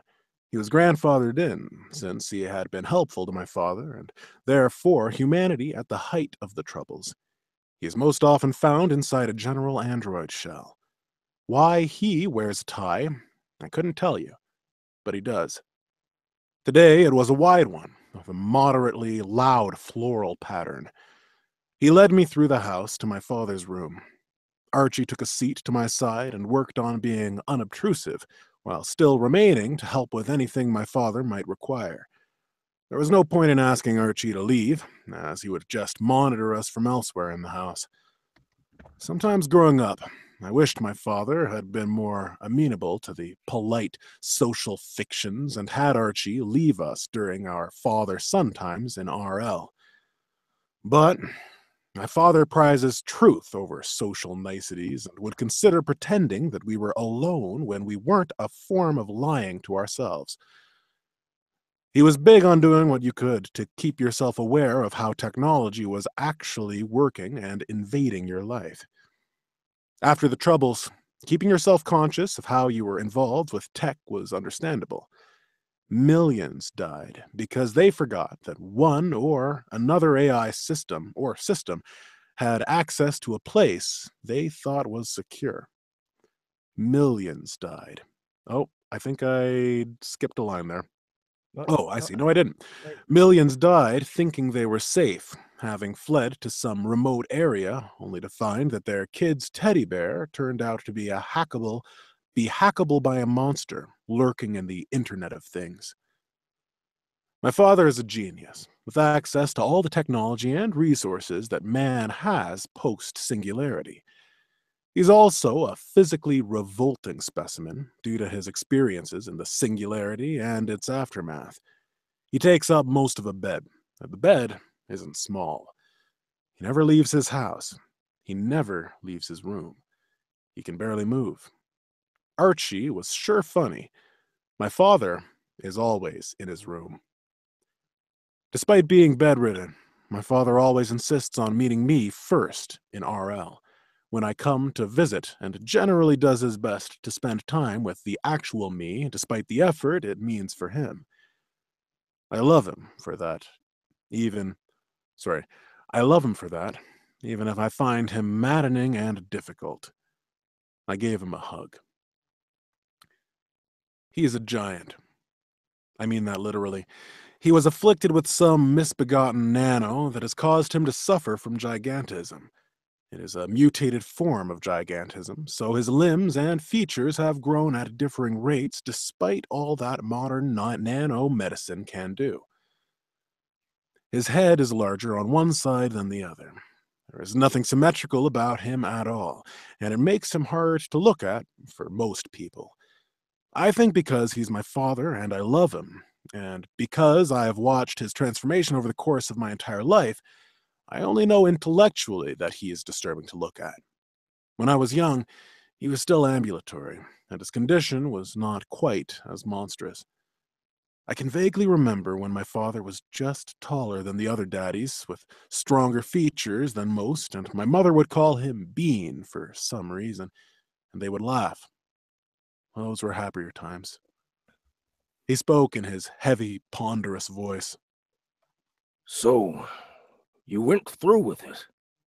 And it went even worse than I told you it would. It is good to see you. Hi, Dad. Yes, you were right, as usual. But not exactly in the way you thought, which is also usual. He grunted with a pained chuckle. Tell me about it, He demanded. This will take a bit, and there is also some data I'd like you to review. Do you mind if I go to your office? I asked. Acceptable. I took out the data stick and handed it to Archie. Archie started checking the device and the data for any security breaches. The stick itself would be destroyed before he finished checking and scrubbing for Trojans or viruses, but the data would be in my father's hands. I went to a red leather chair and took a red pill from the bowl on the side table beside the chair. I found myself sitting in exactly the same chair with exactly the same end table, but now in my father's office, with a bowl of blue pills beside it. My father was now more human-sized, but he had chosen to represent his giant stature in fat. In VR, my father was immensely portly. His features were symmetrical and looked as if he must have before the nano got to him. I didn't move to hug him, as he tended to dislike physical contact in VR. I believe it was partly a quirk and partly a strategy to keep some pleasures for RL. Hugs from his son, making RL something worth spending time in. My father was sitting in a chair sized to his girth in one corner of the room. An oversized old-fashioned globe of the Earth circa the 20th century was in the opposite corner. Archie was at a desk near my father. More anachronisms, such as bookshelves and file cabinets, were also in the room. I know... Is that me? Yeah. Yeah. I know how much you enjoy showing off your son, so before I tell you how things went differently than you expected, why don't you tell me how you knew things went badly, I said, mostly to give myself time to get my thoughts in order. Things must have gone exceptionally poorly at your roll-up, or you wouldn't even ask. I'll indulge you, though, strictly on your account. Of course, you went through with it. First, because you carry through with plans, even plans I disagree with, like moving out at such a young age. Unless something happens to change your thinking. Not scare you off, but change your thinking. One thing you aren't is a coward. Nothing significant enough has changed, so you went through with it. Second, you have a man's share of pride, and there is nothing that would make you come immediately here if you had taken the sensible course. You have no more interest than I do in telling someone they were right before you have to, which is also one reason I know things went awry. Nothing other than disaster would have you coming back to me on the very day you had hoped would be your emancipation into the world of adults. How am I doing? He said. Bang on the money. I'm not sure how to begin. Begin at the beginning. I took a deep breath. Yes, the beginning. You remember that my friend Jude is seeing Maya Eastman? I began. One thing my father is a terrible, or no, one thing my father is a terrific listener. He hardly ever interrupts until you're finished. He asks questions to get information, not to hear himself think. Before I knew it, I had gotten over the hardest parts, admitting my attempted bribery and the wager I had made. Both of these were a mixed bag. He certainly has no respect for the morality of law under our current governor, so I wasn't worried about disappointing him on that front. Yes, I had done something illegal in one case and stupid in both. However, my father admitted my feat of saving that much nano. He had been completely in the dark. I had been saving that for a triumphant revelation as I proved him wrong about getting involved with the game. Your wager is risky, Miles. Horrifyingly so. But it was an inspired dodge, and perhaps the only way you might have gotten out from Maya's initial grasp. Your foolishness and the size of your blunder may only be matched by Maya's, he ruminated. So, you think the lack of a lust stat, or, yeah. So, you think the lack of a luck stat is going to let me win the wager? I asked, my tone somewhere between hopeful and sarcastic. He barked a laugh. Ha! Truth can be stranger than fiction. You actually managed to get some odd character development in a game, like in an old light novel. But no, I don't. If you succeed, it will be because you did all the things success is usually predicated upon. Because you worked harder and smarter than the other guy and had some luck. Well, you can't live through any day in this world without some luck to see you alive at the end of it. No, her blunder is changing the rules for a massively powerful set of AIs and Nano without knowing precisely what her alterations will accomplish. I'd have thought your generation wouldn't need to make that kind of mistake themselves before learning its terrible lessons. At least this time, the majority of humanity hasn't been killed. Yet. You think this adjustment is that significant? I ask, worriedly. The lack of one player's luck stat? Extremely unlikely. But when dealing with powerful forces, it behooves one to not make butterflies flap their wings out of mere pique. So, what will having no luck mean for me? And the pain? Can you help me? I asked. Archie handed him a folder holding the logs of my play session. My father took it in his thick fingers and carefully reviewed the virtual document. He placed it back on his desk and leaned back in his chair, his eyes closed. He started working his lips in and out. This was a sign of profound mental effort on his part. I never noticed any analogous behavior in RL, but I knew that when he closed his eyes and worked his lips in VR, his mind, the only thing bigger than his body or ego, was working on a problem. So, I sat quietly and waited. After some time, his eyes opened and he leaned back up. Extremely interesting. Please give my compliments to Rhea Sylvia when you see her next. I waited for more, but nothing more seemed forthcoming. Extremely interesting? Say hi to your old AI for you? I'm glad I could bring you an interesting item for you to mull over in your idle moments and to take care of some of your social correspondence, I pestered him. Indeed. My thanks, he responded. Having a father who is literally and figuratively larger than life can be hard. I wouldn't trade my father for anyone else's, but saving humanity distracted him from taking conventional care of me. He treated me as he would have wanted to be treated as a child. Only, I'm not a world-class genius. Benign neglect and respecting my autonomy were his parenting style. So, you have no recommendations or advice? What's the point of consulting the world's biggest, and I do mean biggest, expert on the game and its AIs? I pressed. How can I? There are some small and obvious items. The extra experience is due to the greater efficiency you bring to rehabilitating Nano by not using automated skills or the brute force of a luck modifier. In most circumstances, the luck stat is a metric for the effort the AIs are using to aid players.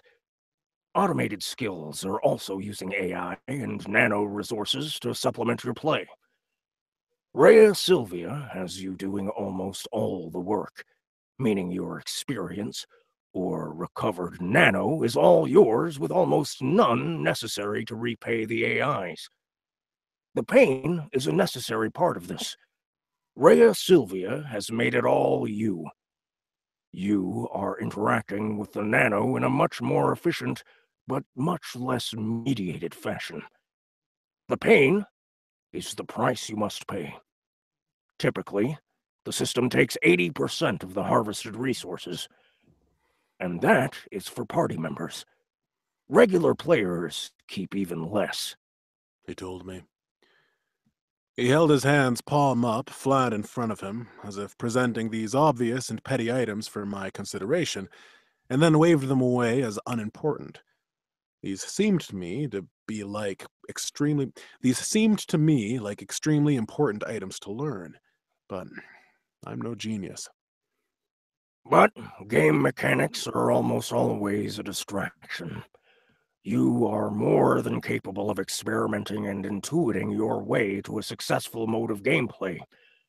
The important thing to remember, always to remember, is that the game is just a metaphor. It is a way to motivate people to engage in the work of rehabilitating the wild nano and AIs let loose upon the world. A way of inviting and coercing wild AI and nano to become part of the system. The AIs running the game do not see the game the way players do, and neither do the mobs and resources.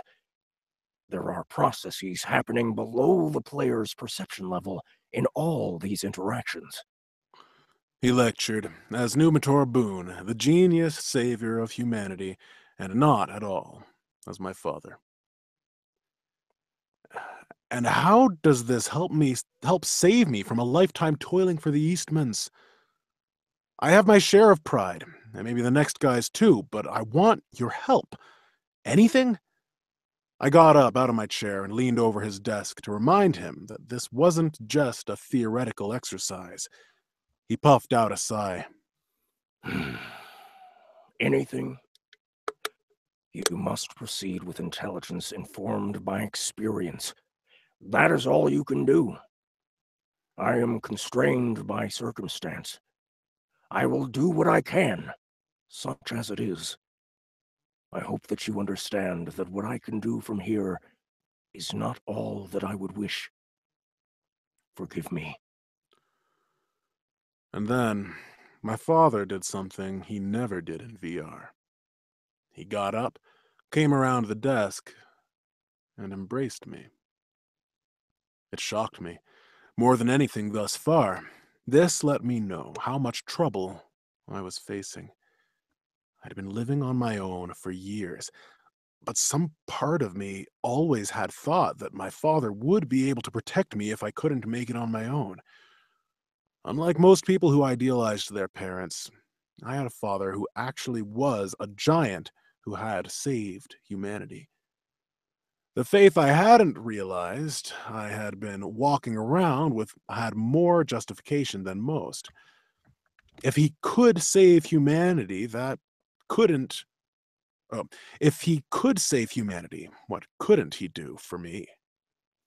If he could save humanity, what couldn't he do for me? He was an odd parent, which makes sense as he is an extremely odd person and our circumstances aren't normal by historical standards. He raised me with benign neglect. He let me make my choices and live with the consequences. He treated me the way he would have wished to be treated. The downside of this is that I was not as smart as capable, or capable as he was, and neglect, even if benign, is still neglect. But I always knew he loved me, and knew that if I got into real trouble, he would do all he could for me, and that was quite a lot. But apparently not enough today. With the last squeeze, he let me go and went back behind his desk. Go play the game, Miles. Work harder. Work smarter. You have all the luck you need. I sat in the red chair, took a blue pill, and then I was back in that other same red chair in real life, IRL. My father's real eyes, mismatched and too large, were closed as he remained in VR. I got up and walked out. On my way out of the house, Archie came up to me. Don't forget your memory stick, Miles. Numitor wanted to make sure you remembered to leave with it. He said. I took the stick. It looked like the same stick I had brought, but it couldn't be. I thought over our conversation. The only thing I could do is proceed to play the game using my intelligence informed by my experiences. So, play harder and smarter, I would. Woo! Man, okay. Nice. This one, okay. You don't, no offense, lit RPG authors, but it's rare that you get this level of wordcraft, I think, in this genre. Mm. Um, I think that Aaron J's writing is just very evocative and very deliberate and economical. You know, I think there's a lot going on here that, especially, especially to narrate, it takes a second, right? Because the way that his sentences are structured, they're not explicitly obvious how it's supposed to be intoned until you read Yeah, through the entire sentence, right? Then right, so like you read through the entire sentence and then you go, "Oh wait, I didn't read that right." right. You have to go back because he's just got this very distinct voice going on. Um, the thing about this kind of book to narrate is after about the first chapter or two, you'll get it. You'll Yeah, get the rhythm and his style. You'll understand his voice a little better, and you'll start to be able to flow right with it. But the way it's, I mean, just starting off, like looking at it. I mean, I don't know if you read this before we started or not, mm, but if you had, you would still be struggling a little bit to get the right intonation for it. right. Yeah. Um, Yeah, there were definitely a few lines that I got to the end of and I was like, yeah, I could have worded that better or right, right, intoned that better. yeah. Um, But once you get it right, it's like, oh, and then it feels there's a lot of impact that comes there's with that. Yeah, there's a depth to it. It Yeah. it, it gets to a depth of there's like a deeper truth almost, under the words, like a deeper subtext. Hmm. I mean, one moment that jumped out at me, and if I can just jump to that, it's when he's talking about his dad being a good listener. Mm, And it's just well worded and put together. Like the line goes like this: "One thing my father is a terrific listener. He hardly ever interrupts until you are finished. He asks questions to get information, not to hear himself think." Before I knew it, I had gotten over the hardest parts. Blah blah blah blah blah. yeah. And just that description of listening. I mean, like we all know what a terrific listener is. He could have left it at that. He's a terrific Right. listener. But that amount of detail and thought into showing how his dad is a good listener, I think made me feel closer to his dad and closer Mhm. to the situation at hand. Yeah. Um, uh, Yeah. I mean, yeah, usually when you encounter new authors, their work is like very like bare minimum functional, right? They use words to describe the scene and to describe what you're supposed to be seeing and stuff, but they don't get that subtext like you're talking about. You know, mhm, that they don't use words in a way to bring you closer to the characters. They just kind of you know what it kind of reminds me of is the writing in actual video games. You oh know, yeah, you look at a character's stats or whatever, and if there's like some kind of synopsis that's a description, it's just like very, very clinical. Blonde hair, blue eyes, this, you know, like just hmm very factual, but there's yeah, not a lot of depth in exploring what's at the heart of the character. And that's what I think that's the strength of literature in general, hmm is if you get into that word craft, um, then you can do things with words besides just give people a list of things that are in the scene. That are in the scene and Yeah. that are So happening. I think Aaron J here has a big leg up with his debut novel, right? Like it seems like he's schooled in literature in at least a certain way Mhm. that makes his first attempt like it's no wonder to me that it did so well just coming out. Yeah. So kudos to that, Aaron J. Thank you for requesting. We will continue to talk to you about beginner's luck after the stream is over. But let's see, it's 6:45. What do you got for time, Justin? Do we have time for one more? We got time for one more. I do have to use the washroom though first, so Do we it. can wait for that. Do it. I'll talk to people while you're gone. Oh, that's a good idea. So, what do you guys think? What's your favorite so far that we've done? I think beginner's luck is my favorite so far.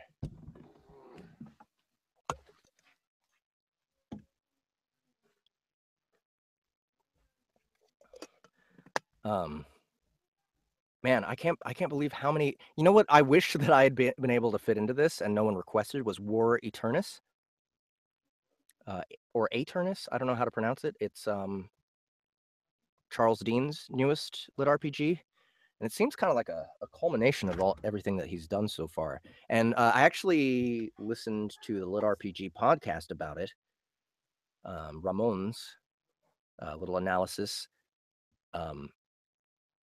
It seems kind of like a book that actually speaks to the community in and of itself. Like Ramon said that there were cameos by authors in the lit RPG community, and that sounds like a lot of fun. I'm hoping that someone requests War Eternus for next time. Wink, wink, nudge, nudge. Know what I mean? Because that would be fun. I honestly, Charles approached me about doing his books, his Bathrobe Night series and Merchant of Tikba series a while back, and I wasn't able to find the room that I needed to get him in as far as doing an audiobook for him. So he had to go with someone else, but I don't know. I hope I can do something with Charles Dean, and I feel like War Eternus might be a really appropriate one to do, considering I'm always in the community with you guys and hanging out, so I know who everybody is. And actually, you know what I actually debated was getting on because Ramon has interviewed so many different authors in the genre. I could go through his YouTube channel and listen to all the interviews that he's done with all of the authors and then steal their voices so that if I were to actually do the audiobook, I could use their voices in it. Anyway, Justin James is back. I'm going to run and grab some more water real quick. But I don't know how many audiobooks have been given away. I think we still have at least one or two more. The last thing I see is 2 freebies left. I think there's 2 freebies left. So yeah, we're giving away my latest 3 or Reboot by Domino Finn. Justin, you're working on book 2, aren't you? I sure am, yeah. Did you already talk to them about that though? I did, yeah, I mentioned it. So that Black Hat is available as a book, and the audiobook will be coming out before Christmas. Okay.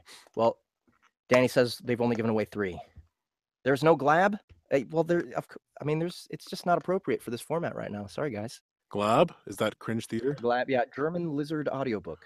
German Lizard audiobook. Yeah. Oh. I just don't see a place where we could have used that yet. But right after I get back, we're going to start on Tower of Hats. So 1 second. All right. Yes, we're going to start on Tower of Hats, which looks interesting. Let's see. Okay, yeah, so he's not there anymore. How's everyone doing? How's everybody doing out in YouTube land? Enjoying yourselves? Thank you for checking us out and watching and following along and commenting. It's been a lot of fun so far. That voice, I'm throwing it back to the first one we did, but that Dracula voice, Whew, I need to practice the one a little bit. Oh man, that's that one did not come naturally to me, Ah, and ah, yeah, yeah, you know, you have to You gotta count. You gotta, you gotta count before you. I do. I had to do that cueing. And I loved that people were commenting on that. Like he has to do the laugh before he can actually make the voice, and it's true. It's Oh, true. It's shit. the only way to get into it. That's my only tie to that voice. That is the count. That's not Dracula doesn't do that. It's the count. No, But- that's the count. The count from Sesame Street is the one who does it, Oh, right? But that's oh, just you know, as that makes. valid. That's But just yeah, as they're like the same character, right? There is a great video that I always thought was hilarious. It's the Count singing the counting songs, like I love counting, counting, counting even faster. When I get to counting, I could hardly stop. Blah blah blah. And it's so great because someone took that exact song and just bleeped the word count. So it's I love beeping, beeping, beeping even faster. When I get the beeping, I get beep beep, beep beep. Check it out. It's the Count. unnecessary song. censorship. Is that what they call it? Unnecessary censorship. That's exactly what it is. Yes. Yeah, because that's like what show is that? Is that Jimmy Kimmel's show? They did that. It might be. Yeah. Yeah. Maybe they had a phase of that. I don't think the video I'm thinking of. I don't think has that, but is linked to Jimmy Kimmel. But hey, I don't know. Anyways, thank All you right. for your comments, guys. Yes, thank you very much. We have one more request for you guys. Oh wait, no, that's Pangea. Let's see. We had. Okay, so this is the last one, A Tower of Hats by Nevin Iliev, which he said that he did this for NaNoWriMo or Writemo. How do you NaNoWriMo?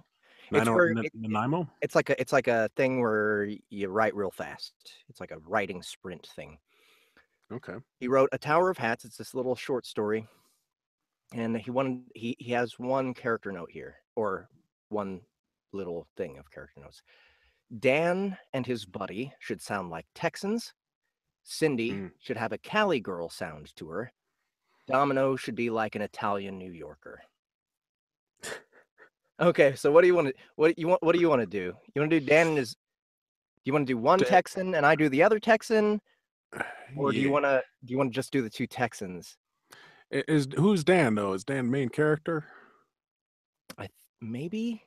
I don't know. Is Dave? Who is the main character in this scene? Dan the Marble Man, sir. I don't think it's him. I'm Pepper and Nomicon. I think it's Pepper and Nomicon. Oh wait, yeah.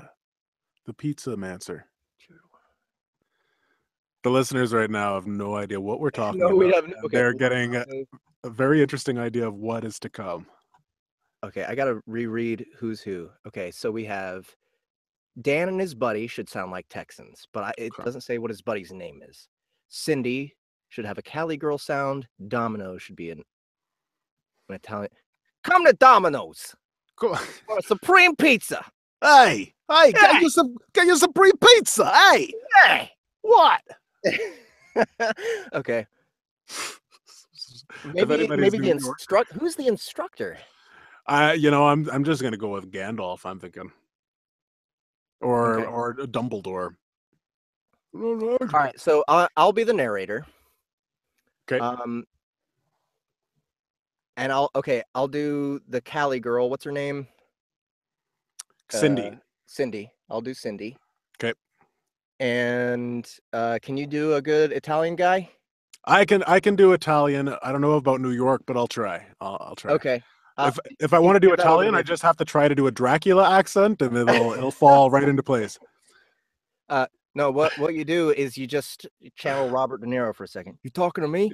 You start that. You start the sentence with that. You talking to me? Then you just keep going. Tout bien. Hey. All right. Hey. Okay, so I'll do the Cali girl, and I'll do one Texan. Maybe I'll do the instructor. Okay, you do the instructor. Maybe the instructor's Texan. I'm gonna assume that he's Texan. We'll start there. Okay, sounds good. All right, gather round, everyone, yelled the instructor. Today are your final wizard license exams. I expect everyone to show what you're made of. The 12 examinees all nodded with determination. This exam would be the culmination of their hard work and blind luck over the last 2 years. All right. I hope to get Whis from the Pepperonomicon School as my opponent, cheered one of them. His plain black robe marked his status as an apprentice. Only full-fledged wizards were allowed fancy robes, after all. Watch your mouth, Dave, cautioned his companion. They say that guy's a prodigy. Prodigy my ass. What's he gonna do, finger pizza at me? Overfeed me to death? Dave was not amused, to say the least. As a disciple of the American School of Amomancy, he was confident in his skills. His friend, Lurukupututu, was his underclassman. He was here just to cheer him on and be an all-around lackey rather than doing anything productive. All right, you lot. Simmer down, shouted the instructor once again. The buzzing room died down in an instant. The aged teacher who would act as referee for the day was a man worthy of respect. A long white beard that dropped down to his knees, a robe so colorful that made one want to throw up after staring at it for too long. Most important of all was the rather large metal cone that adorned his bald head. It signified he was not only a practitioner of the prestigious school of Pharomancy, but he was also quite good at it. Only veteran wizards got hat-shaped hats, after all. Compared to him, Dave simply had an empty 9mm magazine tied to his forehead with a string. His underclassman, whose name I already forgot, was even lower. Oh shit, this is first person. His head bore a single spent shotgun shell. Okay, wait a minute. Do you have to do the whole thing in a Texas accent now? Maybe. All right. Maybe the instructor is Gandalf, and then Dave and... Okay, there's Dave. Well, it is the American School of Amomancy. So, yeah, maybe it's all right. Yeah, I think it's good. Right, good. First up is Dave O'Reilly of the School of Amomancy and Cindy Rowboat from the School of Faucetmancy. The instructor carefully read off the official document in his hands. Two of you are to face in single combat. The winner gets to proceed with the exams. The loser gets sent back in disgrace. The exam had a few stages, but the most important one was a straightforward one-on-one duel. Although some schools of magic were ill-suited for combat and protested this part of the process, whose weak links were kindly told to fuck off. Those weak links were kindly told to fuck off. What was the point of being a wizard if you weren't going to have excessively flashy magical battles? Having had their names called, Dave and Cindy both approached the instructor.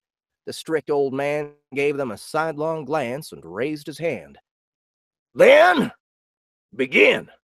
With a snap of his fingers, the metal floor underneath the two parted and they fell into the arena below. What? This is okay, wait a minute. It's Dave and Cindy, right? Dave and Cindy. But I don't think you're Dave. I think you're Dan. I'm not Dave. You're not I'm Dave. Dan? Yeah, you're Dan. God damn it. God damn it, Dan. So you're Dan and you're watching the other guys. I guess all of the context was given at a different scene probably. Okay. Well, I'm still gonna keep the hick. Yeah, do it. It works. Accent. Yeah. With a snap of his fingers, the metal floor underneath the two parted and they fell into the arena below. This was the first real test. They had to use their magic to slow down their descent. For Dave, this was a rather simple matter. Magic missile! There was a loud grinding noise as a slim missile, about half as long as he was tall, assembled itself next to him. He grabbed onto it as its engine ignited and it carried him off to the side. He steered it in a wide downward spiral, lowering his altitude over several seconds. He then leapt off it and landed with a roll while the missile flew off and exploded somewhere ahead of him. It was a pretty cool entrance that left him feeling pretty satisfied with himself. He was then hit across the head with a metal pipe and was instantly knocked out cold. Pathetic, said Cindy, full of scorn. Don't get so focused on playing around that you forget why you're here, worm. She spat at So him, perfect. both figuratively and literally. While this clown was, well, being a clown, she had transformed her hand into a metal pipe and fired a water jet out of it to slow her descent. She then clobbered him over the head with that same hand. Very good, Miss Rowboat, The instructor's voice echoed across the arena. you win! Spare, Shouted the elderly examinee. He still had a few of these louts to go through and wasn't about to miss out on his soaps just for them. Domino John's the Pizza Mancer versus Dan Tyndall the Marble Mancer. God, I'm not Dan either. You're Domino. You're Domino. Nope. Domino and Dan are going down there. Oh yeah, so you're not. 2 minutes. God damn it, Nevin. Who am I? You made this too confusing, sir. Who am I? Who am Who I? are you? Who am I? All right. Cardboard pizza box. Where are we? Okay. Domino John's the Pizza Mancer versus Dan Tyndall the Marble Mancer. Just like those before them, two people stepped forward, both wearing plain brown robes. Domino was an 18-year-old young man with extremely short black hair and a buzz cut. The top of his head was poking through the bottom of a perfectly plain cardboard pizza box with no markings or advertising of any kind. The top of his scalp was preventing the lid from being closed, so it stood slightly open. No matter how much he moved around, this pizza box remained firmly in place. That wasn't all that strange, though. A wizard's hat wasn't just for decoration. It was essentially the manifestation of the wizard's power. Even if it was burned, taken off, or sliced up, it would just reappear around his or her head after anywhere between a few minutes and an hour. This also meant that everyone present was able to tell at a glance that Domino was one of the most skilled examinees in attendance. Sure, that pizza box looked silly, but it actually covered a good portion of his head. His opponent, Dan the Marble Mancer, was also quite impressive. The top of his short ginger hair was shielded with a transparent lens made out of multicolored stained glass. It looked like one of those silly white caps the priests in another world might wear, only far more flamboyant. The two young men stood facing each other. Begin, yelled the examiner, with a snap of his fingers and a flex of his mystical muscle, which wasn't a euphemism for his dick. The door opened, and the two examinees fell. Dan made the first move. A small, transparent marble with a blue thingy inside it appeared in his hand. He threw it towards the ground with a shout of, Guy's a globe! His opponent was not idle either. However, he had a different idea. Who is this? This is you thinking, I think. Okay, but I think you're Dan and Domino. I'm Dan and Domino? Okay. So this was Dan who said guys are globe. And, Okay. And now the attack first. If this is... Unless you want me to do Domino. I don't know. No, it's okay. I'll do Okay, Domino. Yeah. But is this Domino here or is this... I can't tell. I feel like if this is first person, then this is first person thought. Okay, I'll just say that. Attack first. If you miss, attack some more. Keep them coming until your opponent gives in or you run out of stuff to hit him with. Domino, or Dom for short, because saying Domino just for the sake of a lame pizza joke would be annoying as hell. Stretched out his arm. His aim was Dan. Oh, Okay, wait, what so are the this is accents here? Domino. Domino is an Italian New Yorker. Right. Yep. All right, let me just open this up again. His name was... His arm was there. All right. Hey! Fromage formation! He yelled. A thick rope of molten yellow cheese blasted out of his palm. It flew across the gap in an instant and ensnared the other guy's arm. Dan grunted in pain at the piping hot mozzarella around his forearm. His robes insulated part of it, but his hand felt like it was inside an oven. Then the marble he tossed earlier shattered on the ground. A stream of water shot upwards out of nowhere and enveloped him. It also served to wash off the fragrant dairy product. With his plan foiled, Dom turned his attention towards the ground. It was coming up fast. Well, it was actually stationary and he was the one going down, but perspective was weird like that. Hey, Tower of Pizza.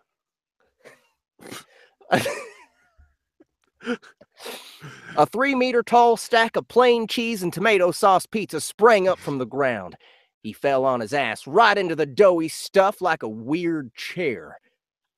Since pizza wasn't a particularly tough material, the tower leaned to one side. All right. It went splat against the ground right after Dom jumped off it. The magical geyser. Magic.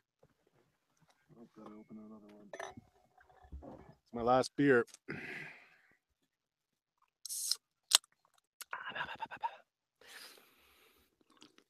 The magical geyser, some 10 meters away from him, also steadily lessened, lowering its conjurer slowly to the ground.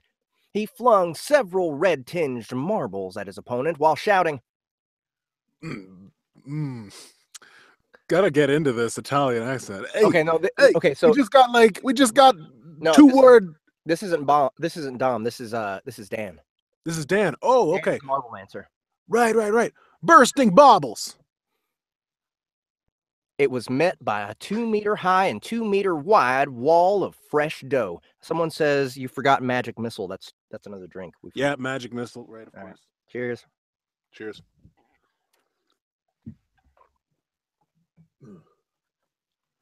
Oh, hey, naive. How would Robert De Niro say naive? Naive. Hey, this is naive. Taunted Dom. As if such a cheesy attack would ever work. Oh, Yep, you're done. we'll see about that. Responded Dan. Burst. The marble stuck in the dough all exploded at once. Well, it was a halfway between an explosion and a pop. Kind of exciting, but also kind of disappointing. But it was still enough. The dough wall was riddled with holes and shortly collapsed, but its owner had already jumped out to the side. Flat and delicious was in his hand. Special delivery. He tossed the mushroom salami and sausage pizza like a frisbee. The other man reacted by tossing a cyan marble at his feet with a yell of Permafrost pale. Predictably, a wall of jagged ice sprang forth from the ground. However, rather than splatter uselessly against it, the pizza actually stuck itself inside it. It was a smart move on Dan's side. Underestimating frozen pizza was a good way of losing body parts. Truth. Especially when the edges of its dough were sharpened and shaped like a circular saw blade. All right, yeah. It's not over yet. Hey, it's not over yet. Here, have another slice. Make that 2, 3, 4. A barrage of special deliveries rained down on Dan's defenses. 2 could play that game, though. He dropped another geyser globe under his feet and launched himself into the air. He let loose his own rain of attacks with a spell called Random Rainbow. Despite its slightly girly name, this was a move worthy enough of being called his finisher. Hundreds of marbles fell down like hail on Dom. Every one of them exploded into various things. Needles, ice shards, broken glass, pieces of Lego, trademark, old socks, pebbles, wood chips, regular marbles, and all sorts of other tiny items flew about the place like shrapnel. While some were more useful than others, they still pelted his dumbfounded opponent. The one that exploded into an array of razor blades was especially troublesome. 4 of them were stuck firmly in the left side of Domino's body, 1 in the thigh, 2 in the chest, and the last one in the shoulder. A thick, dark red liquid flowed freely from those wounds. The young pizzamancer collapsed to one knee. His opponent smirked to himself as he landed to the ground with a small roll. But that red liquid was not, as one would imagine, blood. It was tomato sauce. Fromage formation. A massive molten cheese struck Dan on the right side of his head. What? Impossible brew. What? Impossible brew. Was the last thing he said before the gooey mozzarella enveloped his mouth. Domino was standing several meters to his right and hosing him down with both hands. Pretty soon, the Marble Mancer was almost completely encased in the gooey stuff and unable to move.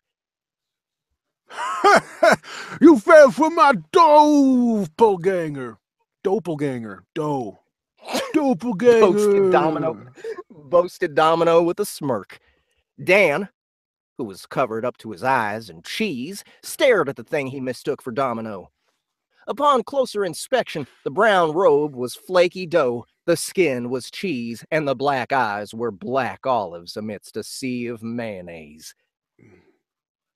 Even the square pizza box on its head was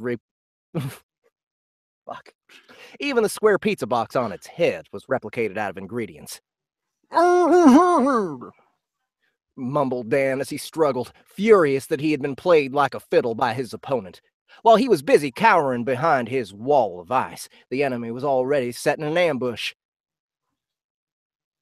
Domino wins, came the rather bored, disembodied voice of that Gramps. Hmm. Okay, Wait, so that's maybe that was the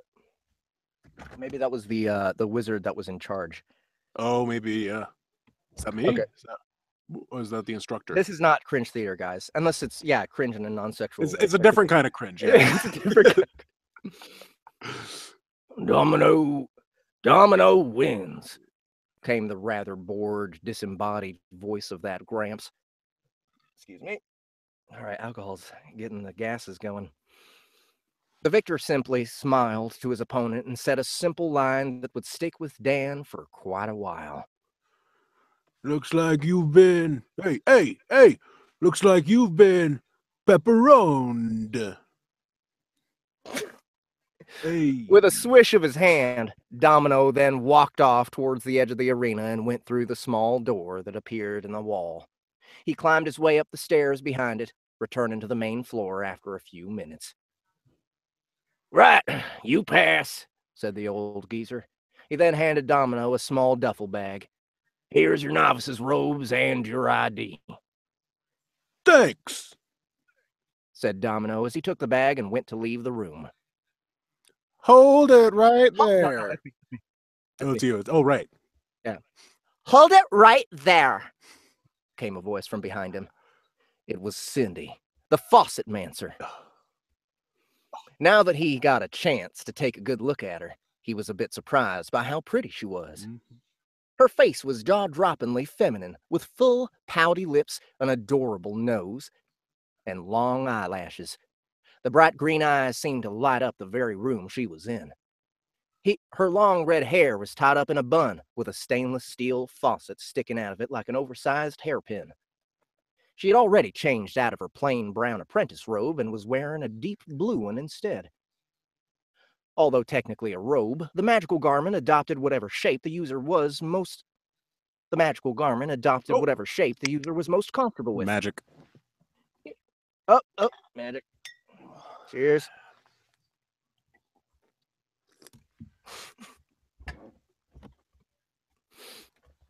Someone said doppelganger.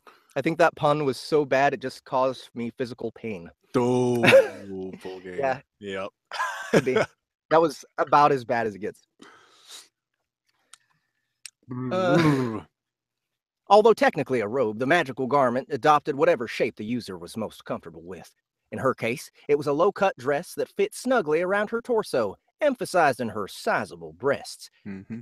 It was also quite tight around her slim waist and plump derriere as if to highlight her curvatures. Her legs were hidden by the loose lower end of the robes that hung down to her ankles like a skirt, although it did have a slit on the side. Her arms were similarly covered in long sleeves. The edges of the robe around the sleeves, skirt, and neck were embroidered with a golden border, fitting nicely with the blue color. Overall, her appearance was that of an 8 out of 10. She would have gotten full marks if her face wasn't twisted in a bit of a sneer. Domino could overlook that, though, as she was exactly his type. A confident woman with a good rack. Hey, what is it? He asked after shamelessly ogling her for a few seconds. You're good. You should make a cabal with me. What? With you? A cabal of wizards was simply what a group of them was called. Like a flock of birds, a school of fish, a gaggle of geese, a raid of orcs, and so on. In essence, she was asking Domino to travel together with her. Something he would have been happy to accept immediately if it wasn't for the way she said it. Her tone was more like she was giving an order or making a demand, rather than asking for a favor. Let me guess. He said with narrowed eyes. You want to eat my magical pizza for free, right?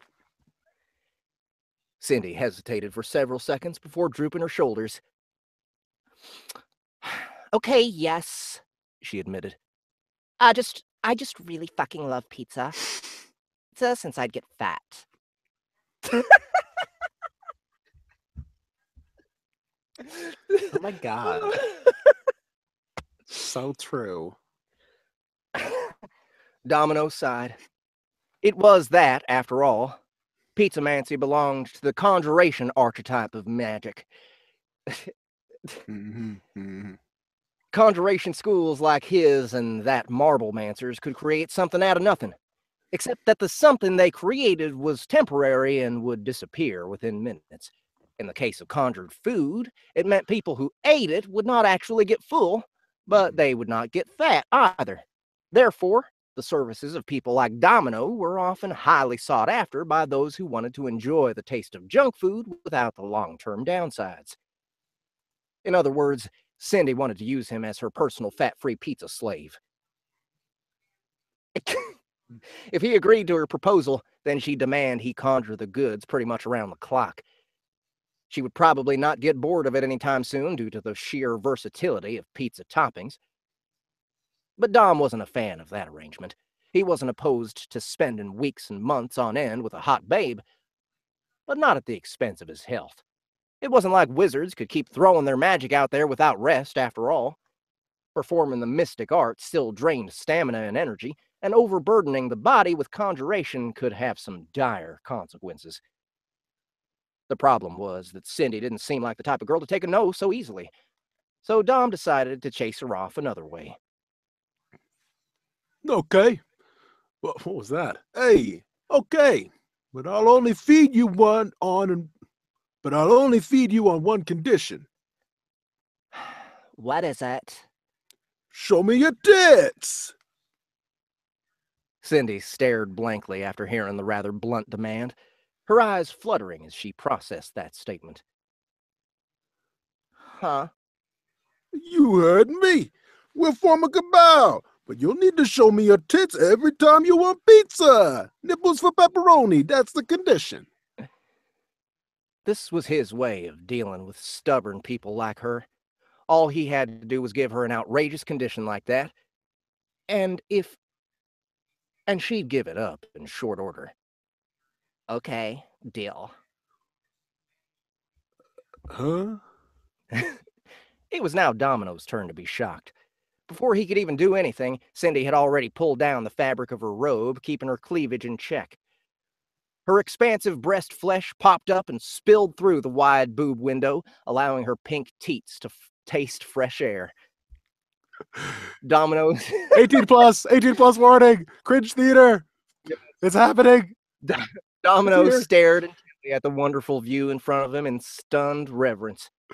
It was by no means his first time seeing a pair of bare boobs, but these ones were definitely the most impressive ones he'd seen.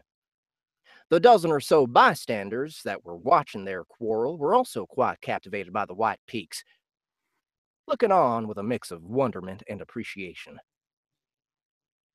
There, no, can't do that. There, nipples. Now give me pepperoni. Well, a deal was a deal. Even if he was only half joking when he said it, that also meant he was half serious. She did have some fantastic tits after all. He conjured up an extra large pepperoni pizza with extra cheese. Cindy happily accepted it and, after containing the calamity that was her memories, gleefully chowed down on it. The delighted smile and blissful eyes she had while masticating with slightly full cheeks allowed her natural beauty to practically radiate outwards. Yeah, this isn't bad. Thought Domino as he watched her eat. This isn't bad at all. Scene. Oh, Man, sneaky cringe Sneaky theater, cringe. Mr. Nevin. That came from out of nowhere. You know what? I think those tits were they weren't around long enough to qualify for a literal cringe theater. I think that was cleverly done on his part. Very cleverly done. Yeah, I mean, pepperoni pizza. I mean, I guess you think of pepperoni, you kind of think of nipples. Like, they kind of go hand in hand. I should have known. I feel like it was. I got had, but it's my fault for being gullible. To Kill a Mockingbird, Jurassic Park, The Lost World, Harry Potter series, Shakespeare, and now they all had tits and pepperoni. And now, A Tower of Hats. They all should be. Nevin, what have you done? Included in the same level. You brought us a classic that we didn't even know existed, and this is how you show it to the world. I think it was brilliant, to be honest. Yeah. Being quick on that mute button was good there, Aaron. All right, so let's see. LOL, this is so bad. Let's see. Oh wow! It is cringe theater. I called it. Someone says J4. Who's J4? Yeah. J4. Okay. It's like a. He did bamboozle me. Nevin says he feels like he bamboozled me. He for sure did. Yeah. I'm thoroughly tricked and delighted, to be honest. Thorough bamboozle. It was great. Well, thanks guys for coming and hanging out with us. Did we give away all the audiobooks we need to? That is a good question. I have no idea. 2 drinks. Oh, hold on. Did we do our magic missile drink as well? And that doesn't count as a magic. I did it, but I'll take it. I'll take another drink. I mean, the beer's open. I can finish this off already.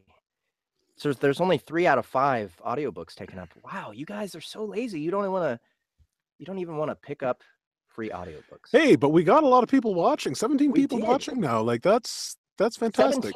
17 all the way through, I think. That's amazing. Thank you guys so much for joining us and sharing your thoughts and comments. There were quite a few of them that made me chuckle. Yes. And I will work on my Dracula accent and to be Italian New Yorker accent for next. You gotta work on that. Oh my god. Let's see. It was not lining up. Okay. Let me guess. You want to eat my magical pizza for free, right? Hey, let me guess. You want to eat my magical pizza for free, right? That's pretty good. That's pretty good. That's Then he wanted to use him as a personal fat-free pizza slave. There we go. From the East Coast. That's all you gotta sound like. I am impressed. I'm going to work on that. And work on it. Next time we read from A Tower of Hats. Yeah. I think that was it. Not to be confused with Black Hat, Domino Finn's that's right. book. Don't forget about that, guys. But go buy that. But yeah, do that. Black Hat's coming. How far are you as far as recording that one? 68% done recording. Okay. And most of the QA and all that stuff. It's like 2 or 3 more days of recording. And that's it, right? Something like that. Probably three. Probably three. I do about 13, 14K words a day. Right. Yeah. Dude, you I got to make a build lot of up. mistakes when I narrate. That's my thing. Yeah. Well, but at least, I mean, there's mistakes, and then there's, I didn't like that so much. Right. Yeah, well, yeah, that's exactly what it is. It's like, Right. okay, It's yeah, I the could have done things that you're better. like, I could, yeah, exactly. Hey, as long as you're doing that, you're going to get better and better. And that's the beautiful thing about audiobooks, especially nowadays. We get to record at home. We're not wasting any engineer's time, right? Mhm. By retaking, we don't have to settle if we don't want to. No, So, exactly. We just make it better and better and better, yep. and never release the book. Just keep working on it for 10 years, and then once it's perfect, Right. then Yeah. let it. Once it's a masterpiece. No, but Exactly. but seriously, we can use our own time. Make sure it just at least is better than the last one that we did, right? For sure. For sure. And It's just be hard not picky, to, actually. It's isn't hard. it? It is very difficult to say, like, to listen back and be like, oh, well, maybe I could have said that better, but I don't want to go back into the booth. It is hard, like, not to let that little nagging side of you say, no, come on, flag it, and get back in there and do it. Yeah. And like I said, I mean, imagine when audiobooks first started, right? When Yeah. narrators were going to the studio Mhm. and there were engineers, there was like an engineer and a director. It's like, think of the pressure that you must have been Yeah. in that kind of situation. I know, I mean, obviously I never had to deal with that beginning, what beginning audiobook narration. You know, it was just Yeah. my own expectations. What do I have time for? Right? And how long can I starve Exactly. That's before a good I'm question. good? You know, before I decide, okay, I'm good. I'm gonna just go through. It's like impossible, and Yeah. Yeah. job is hard. It is. It takes a lot of work. It's not that long ago though that we've been able to actually do this, like have our own recording spaces at home, Right. like, and yeah, it's absolutely amazing that, a very disruptive technology to a well-established industry that hasn't changed in a long time, but Yeah. it's But it's time. It's it's time, time. guys. Yeah. I'll drink to that. Change is good. It is good because it gives us smaller guys opportunity. Yep. And we'll take that opportunity and use it to entertain you guys on YouTube. Thank you guys so much for hanging out with us, listening to us ramble on and take on these epic new lit RPGs that came out very recently. We'll keep going. We'll let's see, Justin. I don't know when, maybe in another month or so. Mm, What's today? The 12th. Maybe in another month, I'll see if you and Lori can do one together. As sure. we tell. What do you think? I haven't met Lori yet, but that would Yeah, be fantastic. I Yeah. need to hook you guys up because she's such a delightful person. I hung out with her a lot at FAFCon. Tomorrow we're gonna get started on A Witch's Concern. Um, she's just got such a great sense of humor. She's a very natural acting talent. Fantastic. Look her up, guys. Lori Catherine Winkle. That's Catherine with a C. On her YouTube page, she's got like these demos of her doing stuff on film. I think film is like what she's destined for. She's super good, like in front of the camera, and very, like I said, natural. So I'm hoping that she takes that, which I believe is better than standard audiobook narration. I hope she takes that attitude when she's in the booth doing Witch's Concern, where you just let go and you be that character and you just let it fly. Yeah. That's what audiobooks are missing, in my opinion, especially in first person. If you're in first person, just be that person. Yeah. Experience that stuff with that character and emote it. Yeah. It's- Feel it. You gotta feel it, man. Feel You it Come on. for sure. Yeah. So yeah, that concludes our Sound Booth Theater Live. Thank you, Justin, for accompanying me on this. Thank you guys for listening, and I'll see you at least next week.